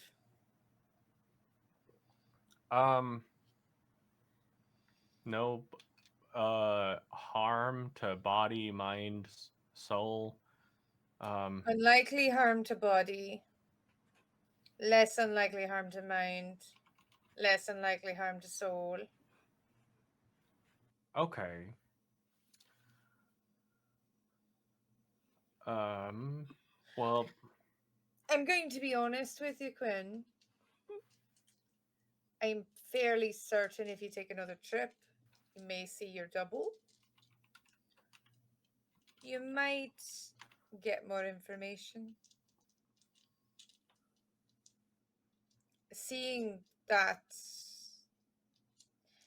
it's not a, it's not it's the word I'm looking for. It's not normal. Hmm. And with your situation down here, I think seeing them on your terms instead of whatever else may be a better idea.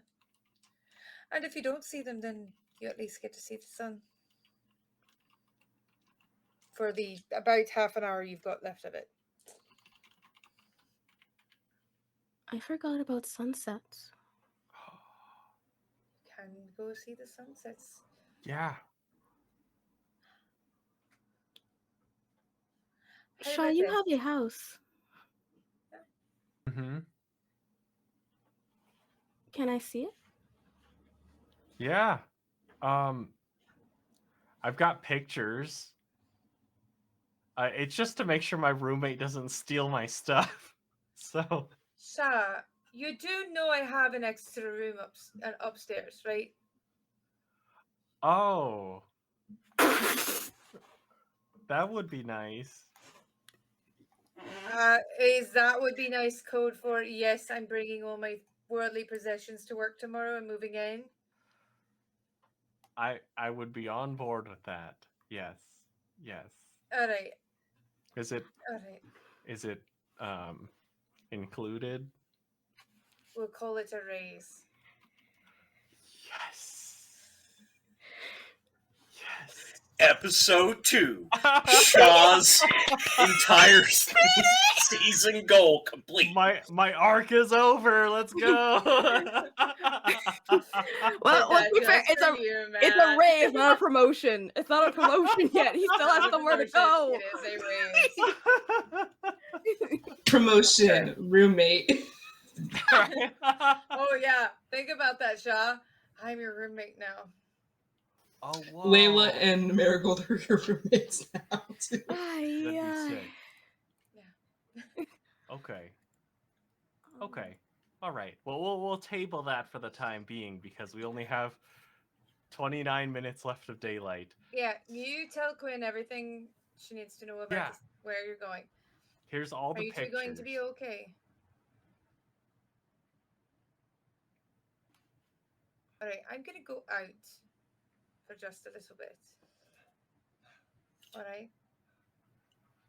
No trouble while I'm gone, please. You won't see the sunset with us? Not tonight. I have a couple questions I need to ask of someone. Can Layla? She should be upstairs. I'll send her down.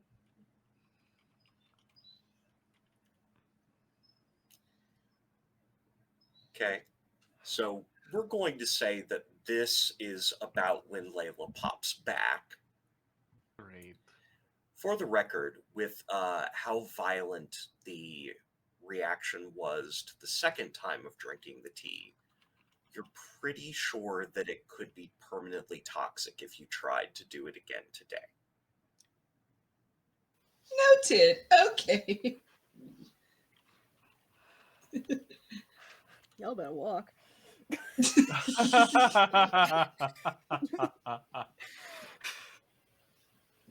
It's okay. Two times, not bad. So, is the goal for the three of you to go to Shah's house to see the sunset? The roof of my house. Oh, the room. Yeah.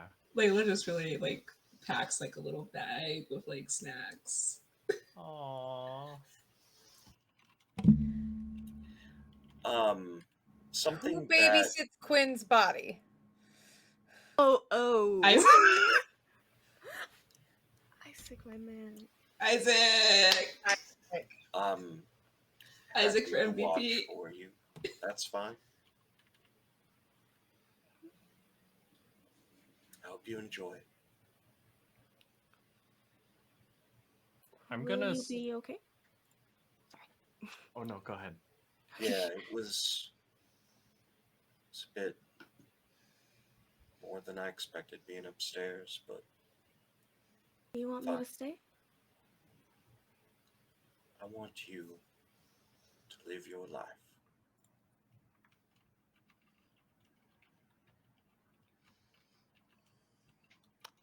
I feel like Isaac feels the start of something coming into his mind, but it gets cut off, and Kun will nod.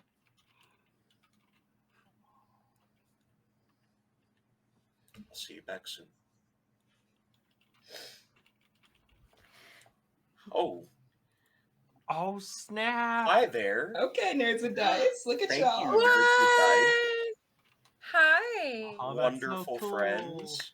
Thanks, Giving guys. some tier 1 subs to Nice. including 2 of our cast. Thanks, Yeah. gang! Thank you so much. Nerds with Dice, friends. Thank you. I am a chancellor over there. Yippee! We're 2 of the people here are going to be on a show there on Saturday, Nice. including where Nox gets revenge. That's Yes. where I'm Sin's GM, and I'm gonna ruin their day. I've been giving lessons. Okay. Thank you so much for that. And let's go ahead and move to that scene where Quinn is using the tea, right? The other 2 of you are walking. Okay. Before I go, I'll spend a stress to give Quinn 2 serendipities, just Okay. in case. Just in case stuff goes up. Yes. Um, yes. Layla would also really quickly tell Marigold to go keep an eye on Rana. AKA her way of saying, don't you dare move from this room. Marigold looks a bit uncomfortable. And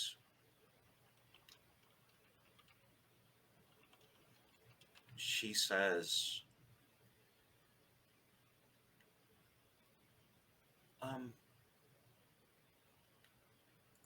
I shouldn't. Keeping secrets can be good, right? Depends who you're keeping the secret from, sweetie, and why.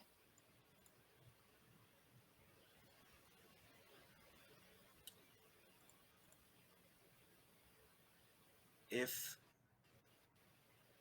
I was keeping a secret to protect you,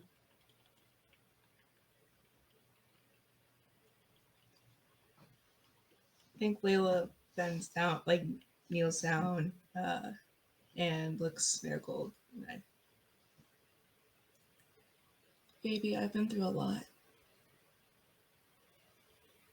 It's my job to protect you. It's not the other way around. You can tell me.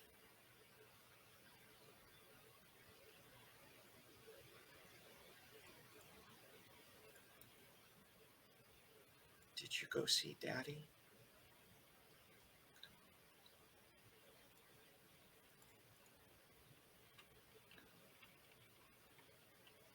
How?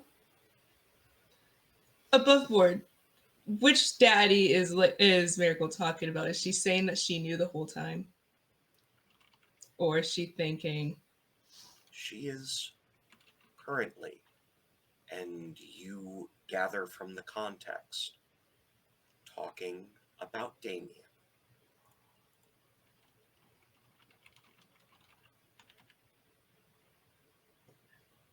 How did you know?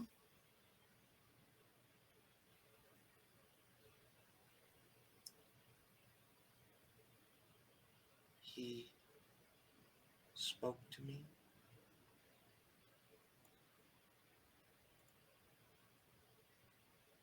Did he tell you not to tell me?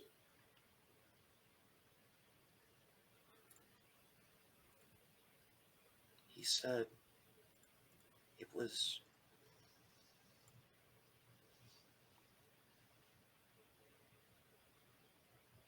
I was okay because they didn't know about me. But they knew about you, so you couldn't know.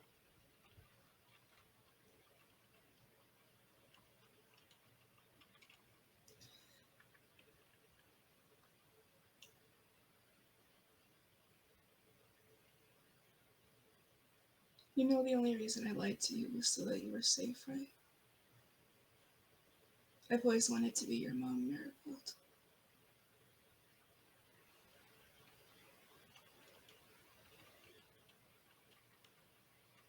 You always have been.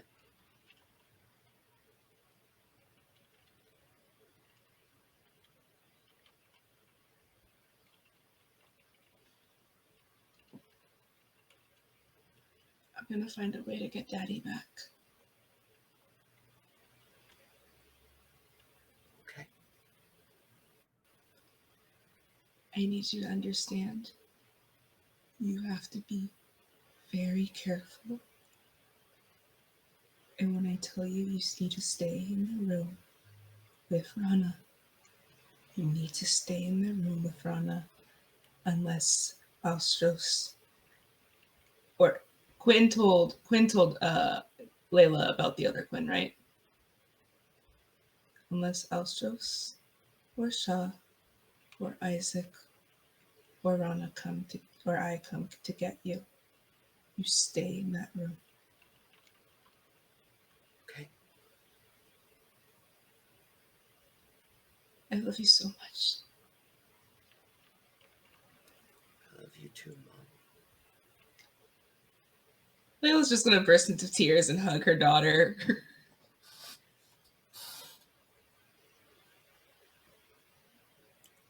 Okay.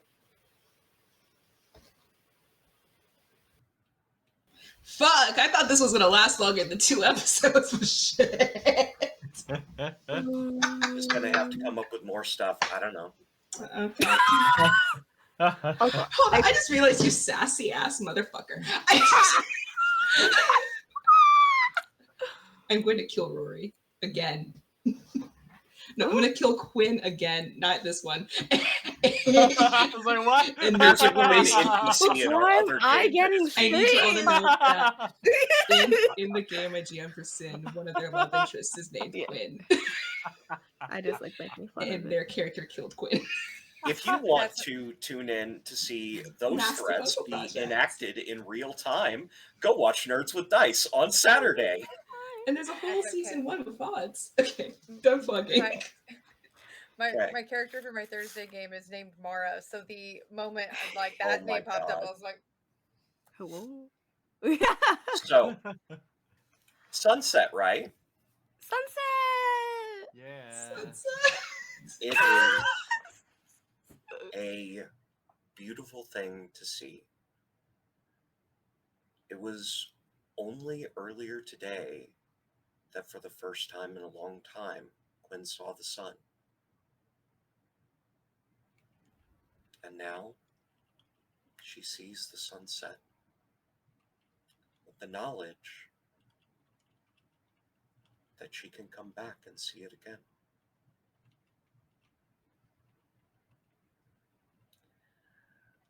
But I do want to address something that Shaw sees when returning to his house. Okay.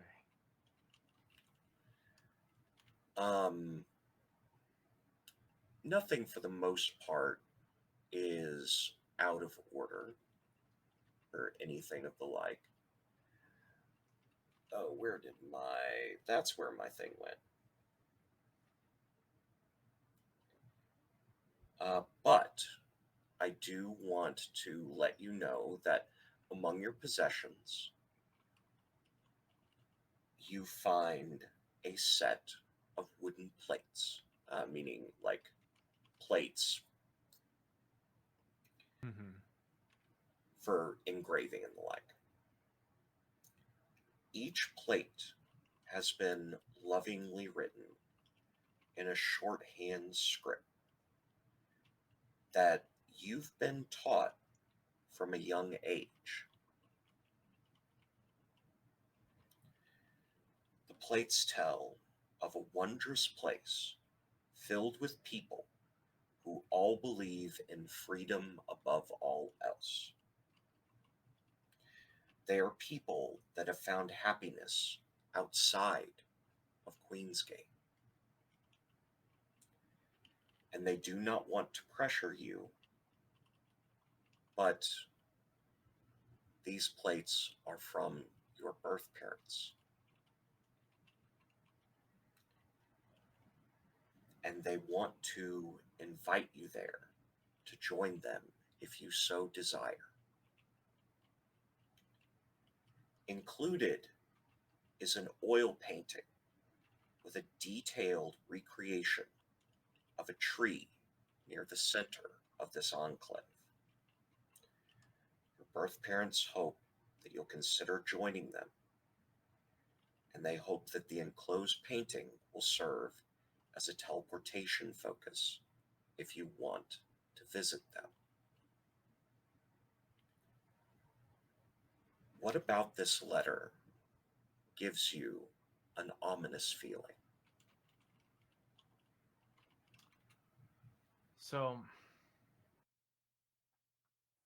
I'd say that I've learned this shorthand script, and I think the plates themselves, um, because Shaw has so often, he deals with cheap parchment all the time, and so when he had learned um, that shorthand, like he had seen the examples on plates, and those examples would be a very official, very um, like things written with severity and reverence. And I'd say like that would be what makes Shaw a little shaken, because he heard about, the interest in potentially seeing his birth parents again, but that that element, it was always kind of like a far off thing. It always seemed like maybe just a rumor or a whisper in the wind, but like seeing these before him, it feels much more real.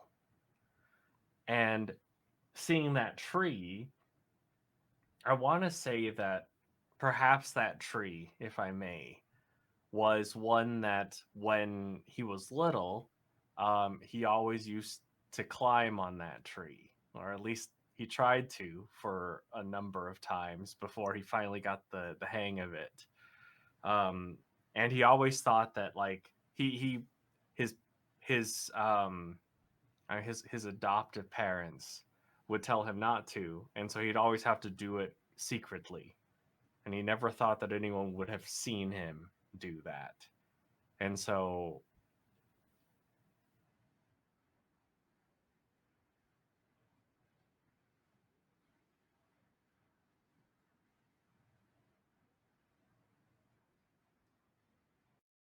maybe they were keeping tabs on him. And if that's the case, what else might they have kept tabs on? Fair. But I will say, like looking through all this stuff and the painting, I imagine that Shaw probably like when he saw the something out of order, he probably told Layla, "Hey, can you meet up with Quinn on the roof real quick? I'll just be 1 second. I think my roommate took my macaroni salad again, so." Yeah, Uh, it's all good. All good. Totally can do Thanks. that. Appreciate it. And then when he looks through, and then like it takes him a minute longer than he wanted it to take, and he realizes, wait a second, he sees just the shine through the window, and he's like, there's only like a minute left. And he like shoves everything into a corner. He pulls his sheets off his bed and throws it on top of the stack, and then runs up to the roof because there's only so much time left, and he wants to be able to enjoy this sunset with his friends. If anybody fucks with Shaw, I'm killing them.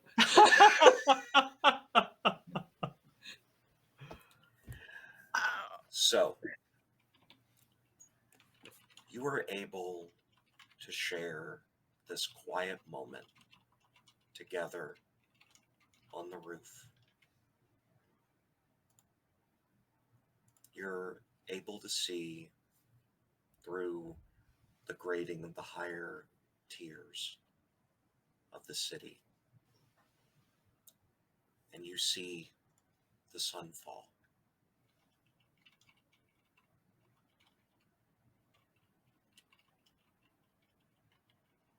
Going from that quiet moment, what is it that Austros had planned to do? So about that, how close is the nearest statue of our beloved scaled queen? There are a number of statues, probably, to put it into perspective, at the end of each street Mm-hmm. is likely a statuary, be a smaller, sometimes in smaller areas just a bust, Mm-hmm. but Closest one. yeah, about 3 blocks over probably for the closest full statue. Look the shop up.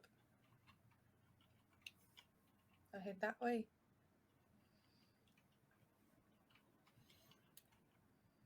There's a stillness to the city as you walk that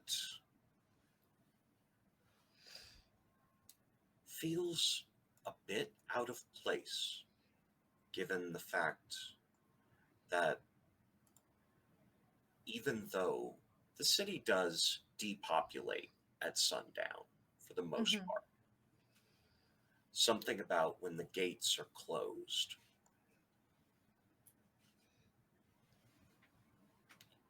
and you do hear the giant intake of air that happens when the gates to the city close. Mm-hmm. But you make your way to this statue. Yep. What would you Sure like to do. Well,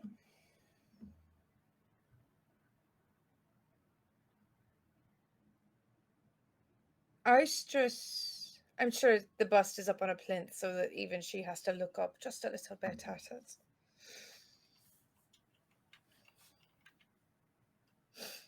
I've heard a lot of interesting things today, Your Majesty.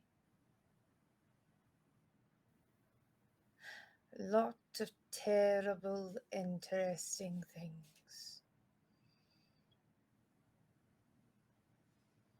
One of which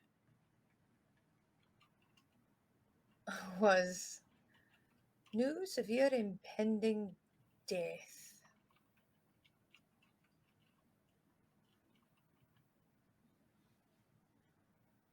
And she's just looking at that statue.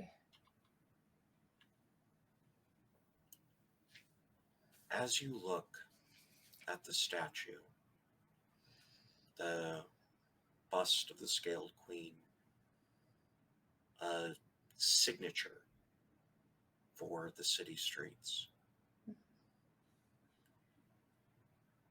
You're not sure if you imagine it, I didn't imagine but it looks like pieces, small, almost unnoticeable pieces, slowly fall away.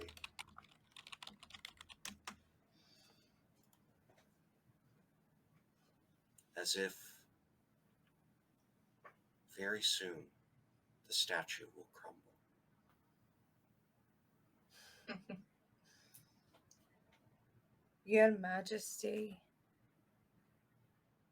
you've left one too many loopholes in your rules. I'd love to help you. Not for free. Of course. It's not in my nature. But all these holes you've left in your laws have put me and mine in danger, and I don't like fate turning its eyes on us like it has. Your Majesty, give me a good reason to help you before you crumble to dust and those gates fall.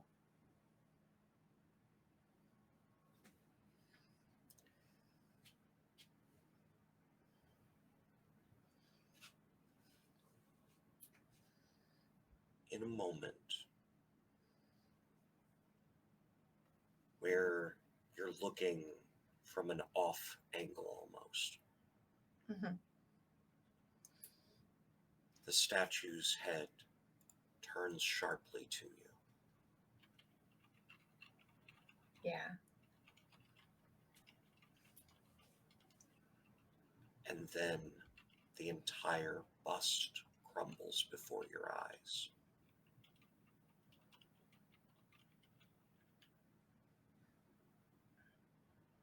Mm-hmm.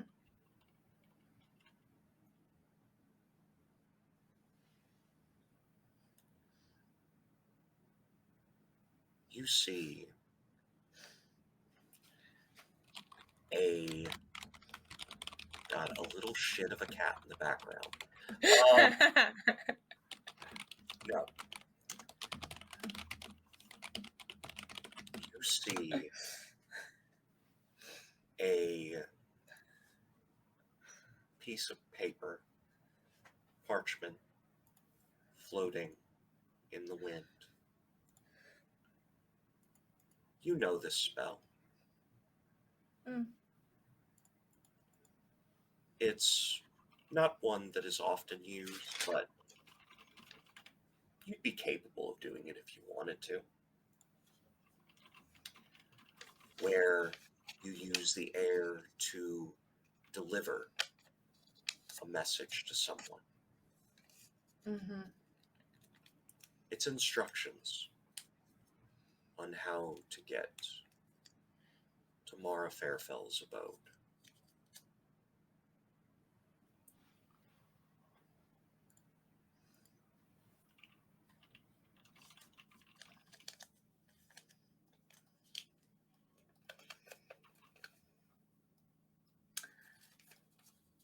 Because I assume at this point, they've all told me the details of Mara's visit to the shop and That's the fair significance of Mara's stopping time. Yes. You would know that stopping time is what is commonly referred to as the highest discipline of air magic. Mm.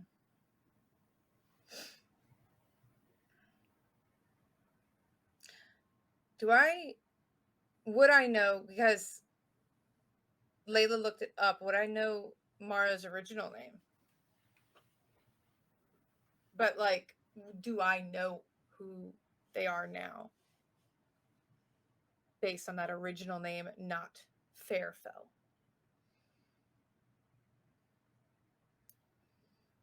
Yes. Well, you would have heard of them. Okay. More like shadows and rumors than an actual person. Similar age to me, younger, older? Older. Okay. And yet, as she was described, looked much younger. Yeah.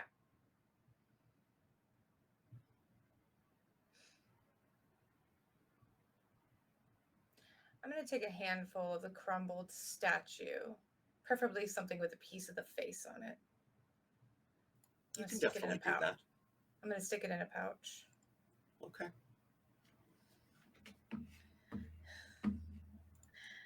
Made a mistake of looking at chat.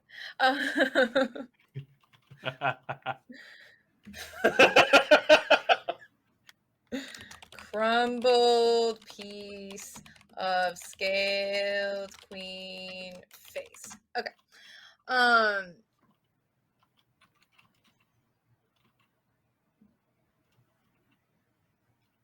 Cool. Cool. This is fine. I'm gonna, I'm going there, right, Sen? Like, Yeah. You know that. Okay. Yeah. So that's where I go. The abode leads you to what looks like a dilapidated, ruined place. But you get the idea that it's more than what it appears to be. Yeah. Would you like to go in? Oh yeah, I just walk right in. I don't even stop. Fair. The area that you walk into looks like an old building, but the wind slowly pushes you toward a particular fireplace.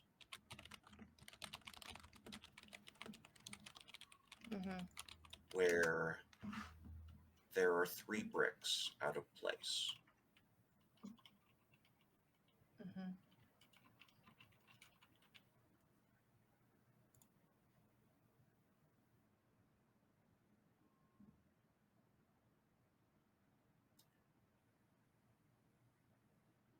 Would you like to push them into place? Yes, please.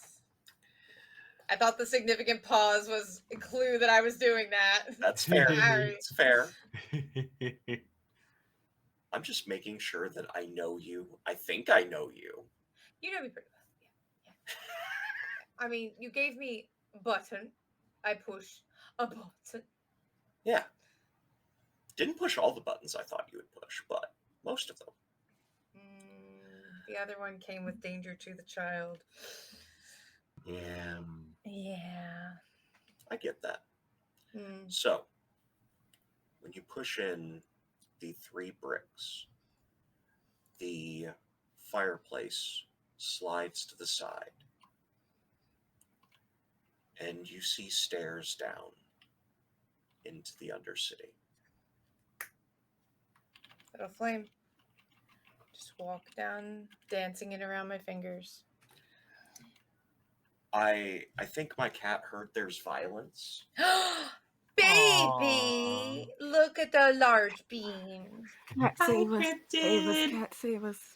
Intervene. Cryptid cat. Intervene. I Cryptid cat. love them.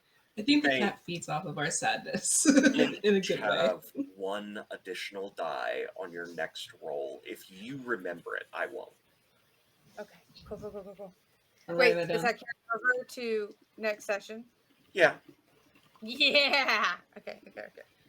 just Awesome. whatever your next die roll is. I put it in the chat. God bless. Okay. Hold on, let me pin that. I have powers now. You do. But did you get the permission to make the server to do things in the server? I love this. So, you head down the stairs, and you find that there has been an entire basement area that has been remade with large, high ceilings and quite opulent decorations. Mm-hmm. In the center of the receiving room, you would see Mara Fairfell sitting. I've been waiting for you. Can't say I thought I was important enough to be catching the eye of a living legend. Bit of a surprise.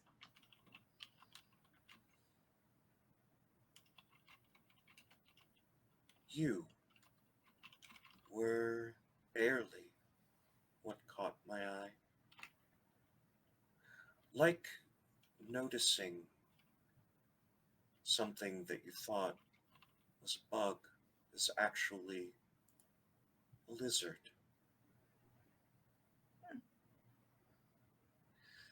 But I found information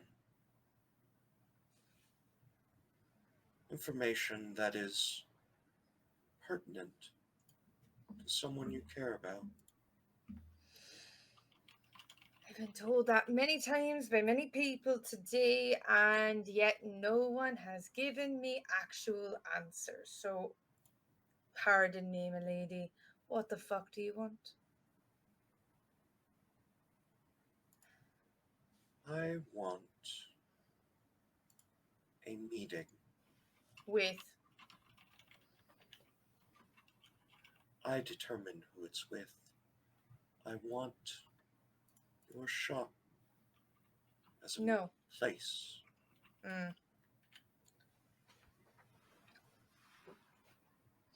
See, negotiation. I know you're used to dictating. I would be too, in your position.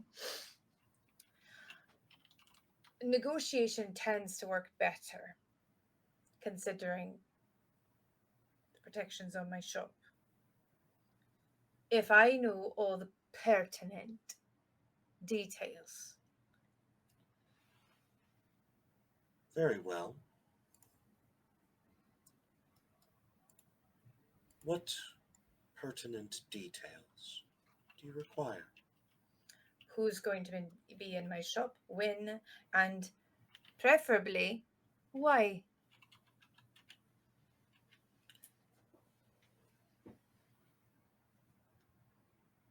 Very well. Who is going to be there is the leader of the Red Cage. When is in 2 weeks' time. And why? Because I have a lead. On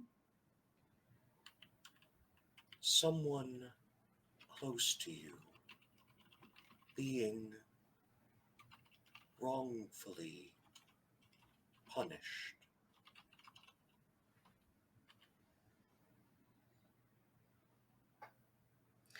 Istrus will take several steps closer. Mara's sitting. She is. She was. As you take steps closer, she stands. Just look up.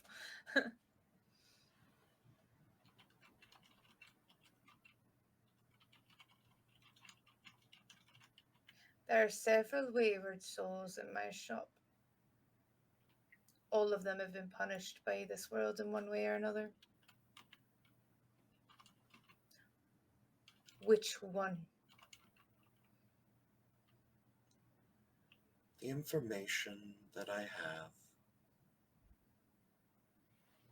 implicates the Shadow Breath family in killing one of their own. Do I know the name Shadow Breath? It is the name connected to Quinn. Mm-hmm. Quinn And used to be a spy for the Shadow Breath family. And their family are, half of them are, one of them were members of the family. I don't know how much Quinn is told, so.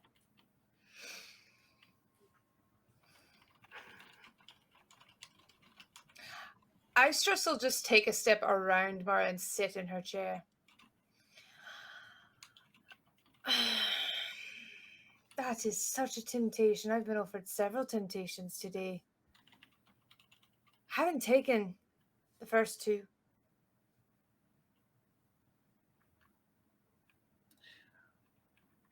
Mara encroaches upon what you've claimed as your space. I'm just sitting. She puts a boot on the arm of the chair. Those are nice. And it is the boot that has her clockwork mechanisms from her amputation. Mm-hmm. I've gone through a number of things to get what I want. You and me both, dear. I've shown you that if I wanted to, I could take your shop and use the leftover protection to have the meeting anyway. I don't need you. Oh, but you do, dear. God, the sign is killing me. You do need me. The best part is you don't even know it. What do I need from you?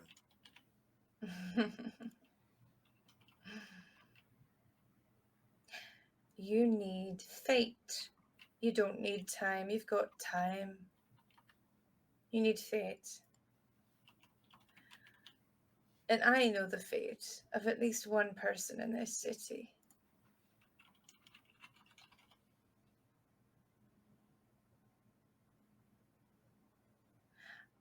And I've been told that my decisions might tip the scales out of their favor.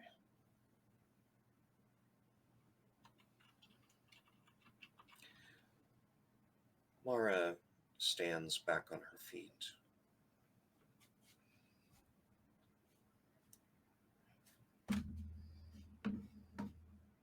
Whose fate are you talking about?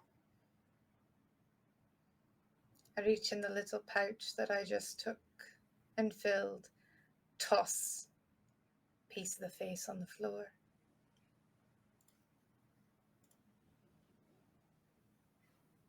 I didn't break that. Perhaps then there could be a place for you. Oh, I'm happy where I am. The question is, Lady Fairfell, is there a place for you?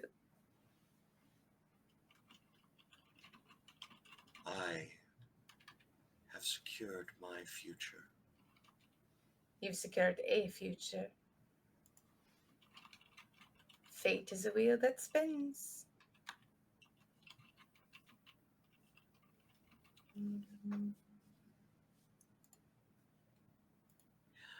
You are a lovely little lizard. Thank you. I bite. I'm glad.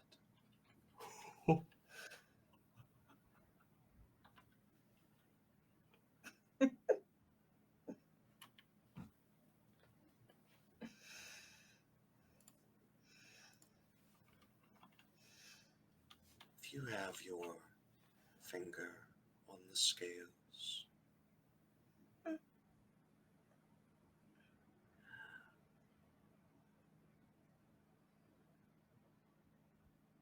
then maybe you're worth paying attention to.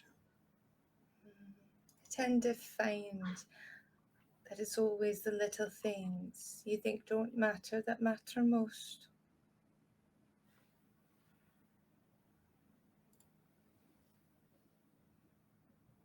Tipping the scales, as it were.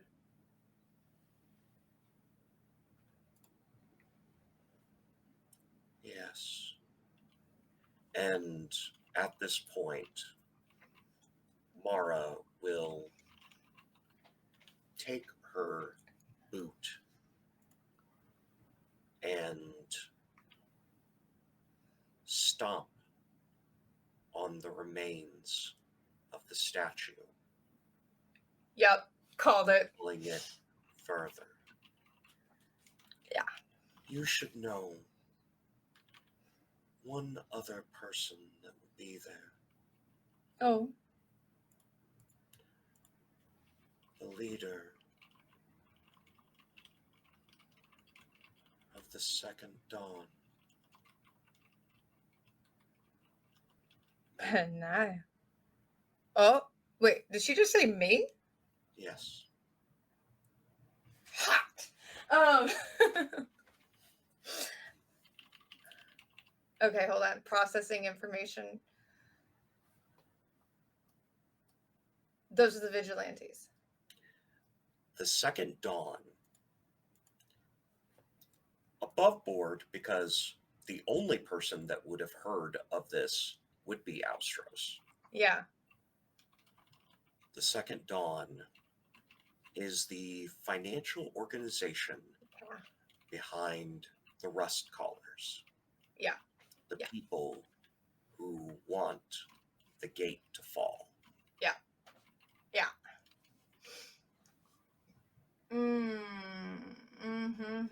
Okay. All right. So Astros will just beam. I don't think any of you, were you here, which you are not, I don't think anybody has ever seen Astros light up like this, except the teacher who first taught her how to shoot lightning out of her fingertips, and promptly that teacher ran away screaming because she pointed it at him. And she just beams like she is delighted.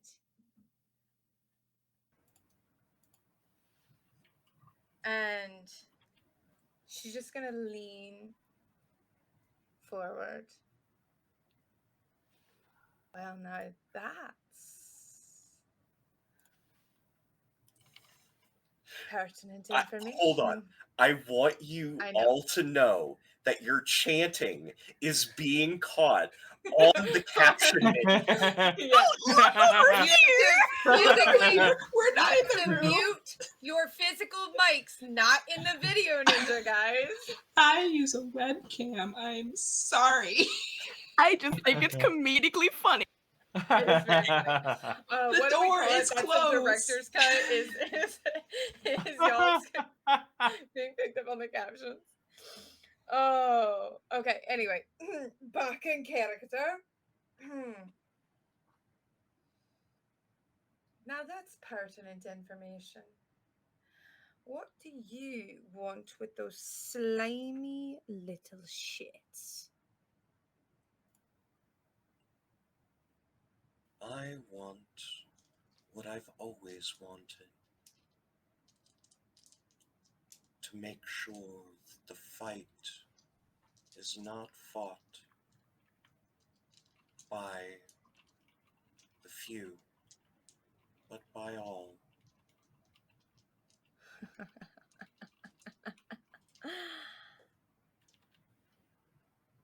Interesting.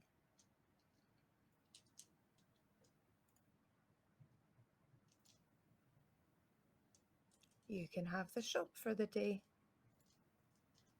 but only downstairs. Understood. No one enters through the upstairs. No one goes upstairs. Time stopping or not, you won't get past me. It's adorable that you think you could stop me. I'm not going to try and stop you.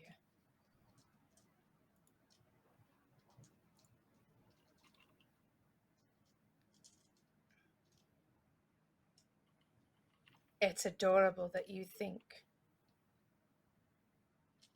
the only protection on that shop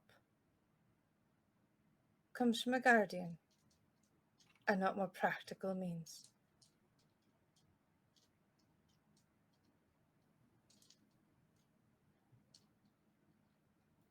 Very well. I agree to your terms. Good. Good night. Good night,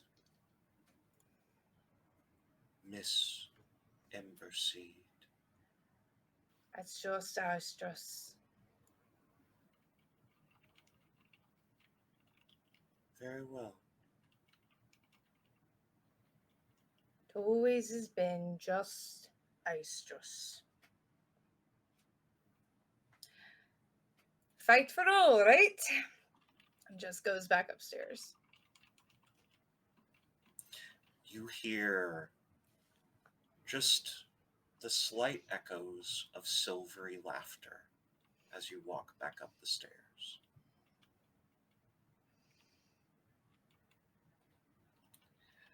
I think it's a good time to cut to the evening, because there are pertinent things. No, I'm gonna take a second.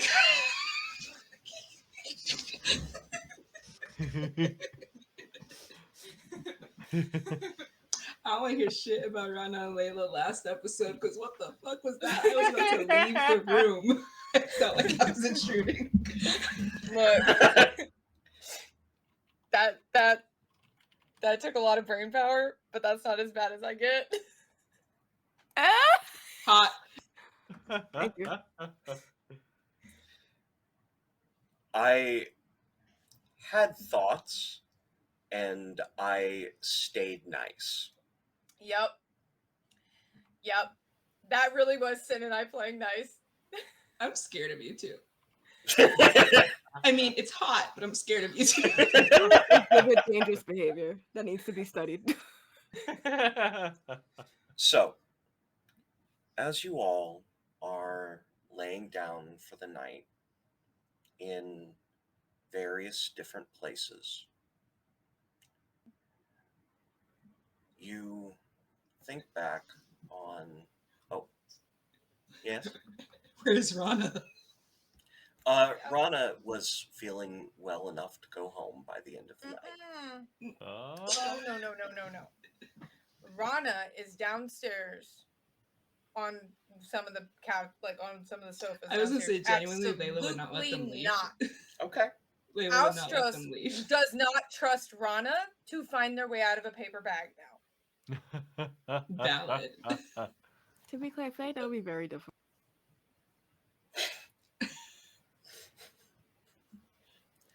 So, Rana is down on a couch within the tea shop. But it's something else that I want to draw attention to. Because as everyone lays down for the night,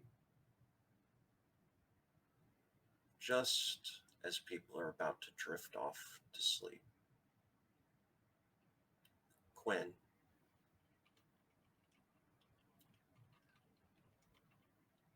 you hear in your mind, all I want is for you to come home. After all, we're family. And that is where we are going to stop for the night. You always You pick on motherfucker. my Listen, now we have to horrors! wait. You have to It's wait always 2 me! months. Pick someone We else. have to wait 2 months because Sin has to go and have a life, so we don't have a game next week.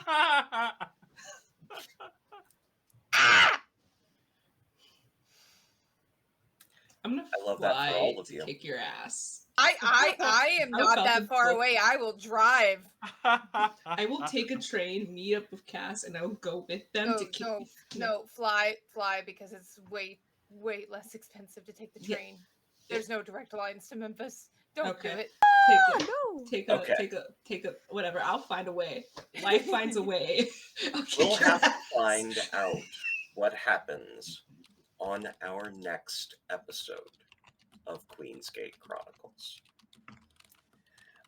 Thank you to our lovely audience for joining us. Be sure to stick around so we can show some love by rating one of our friends in the community. Yeah. Our art for this series was provided by Neptune_Miss. Our theme music is Journey to the Far Lands by String Beats. And our cast is about to remind you who they are and where you can find them next. Starting with the same person that we did before, and you could popcorn around. Danny.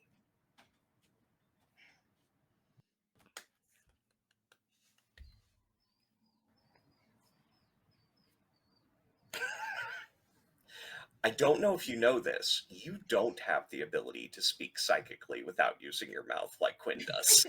No, I understand what Danny's saying.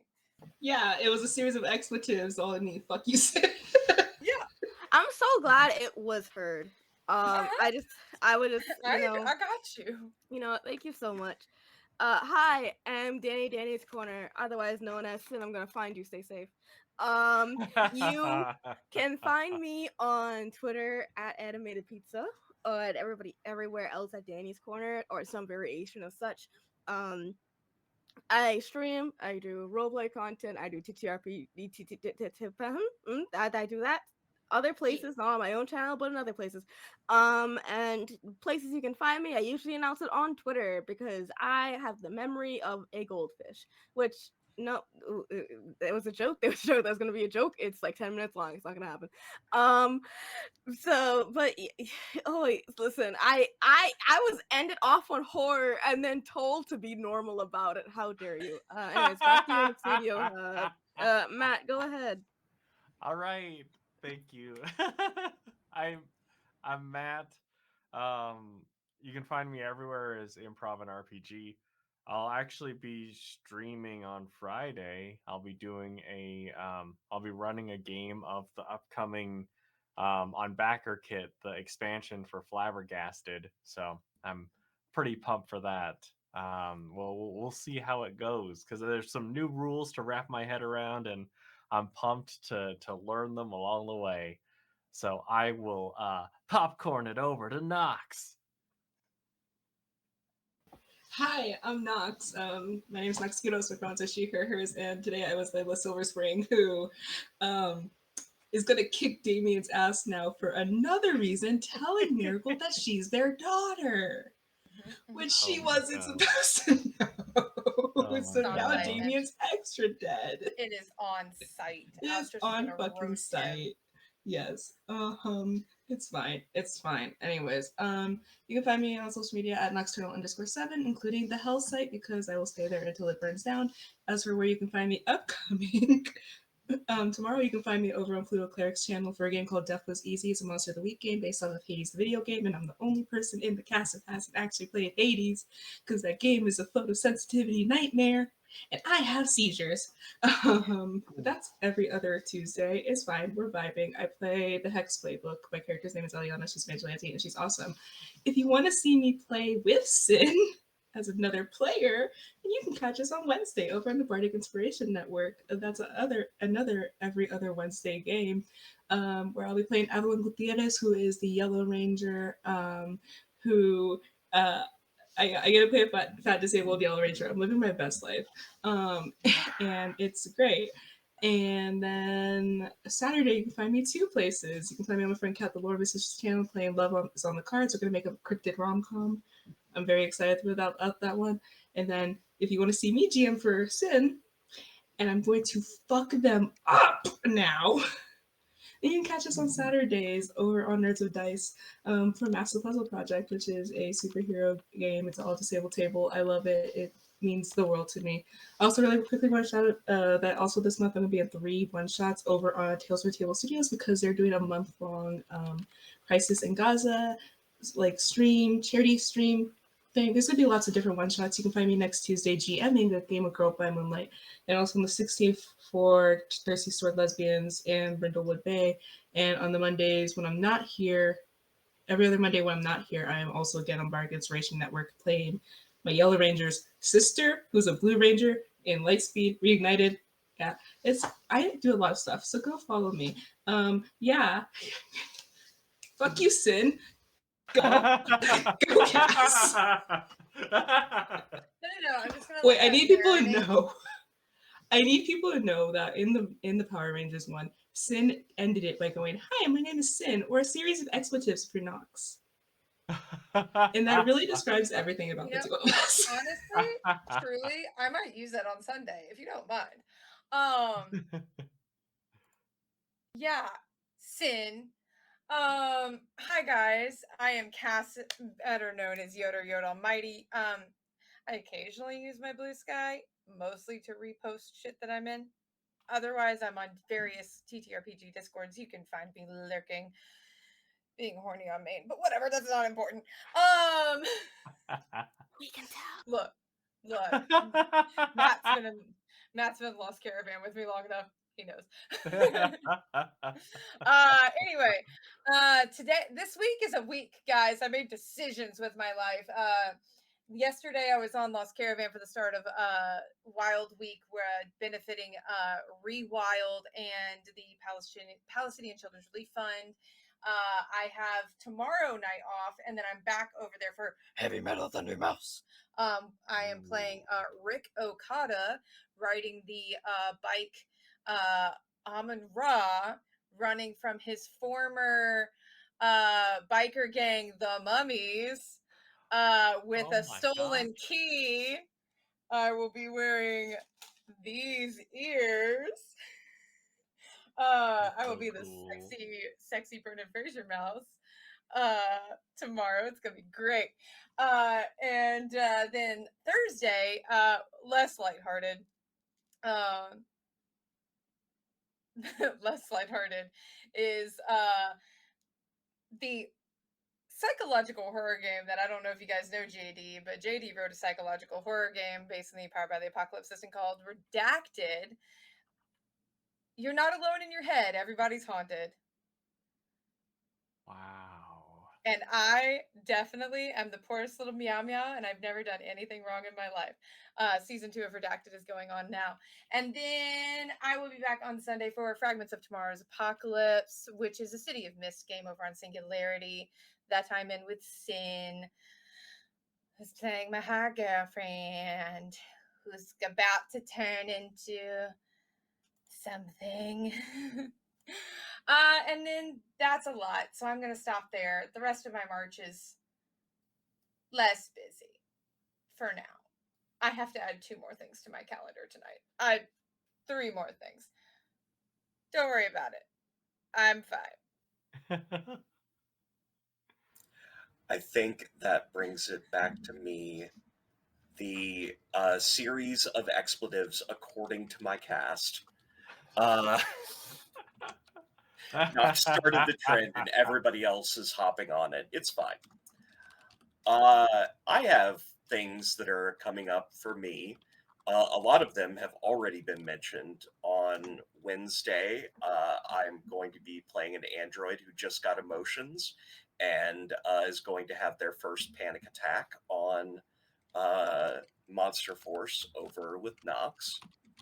On Friday, I am going to be over on Lost Caravan RPG, GMing a game of Dogs in the Bark, which is the Blades in the Dark hack, where everybody's doggos.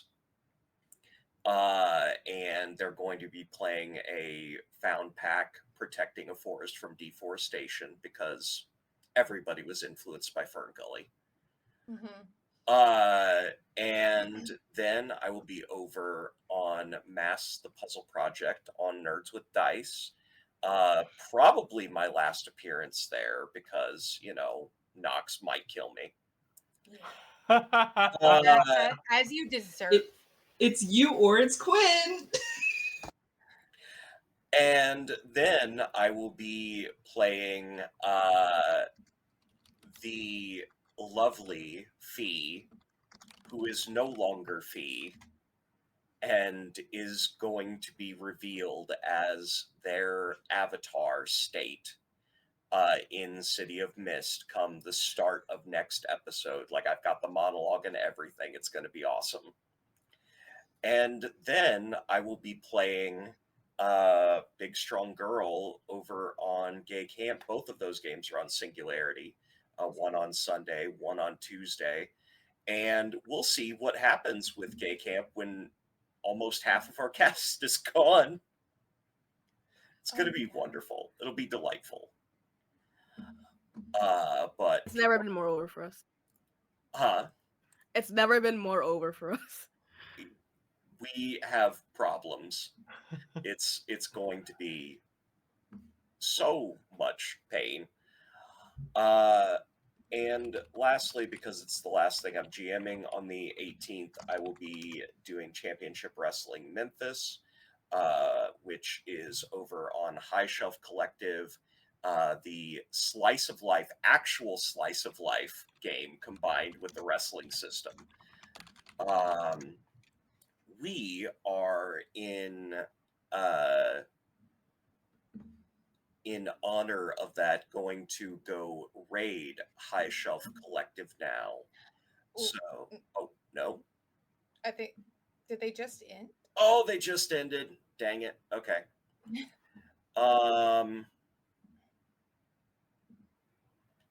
Let's then. Neon Lights is about to end.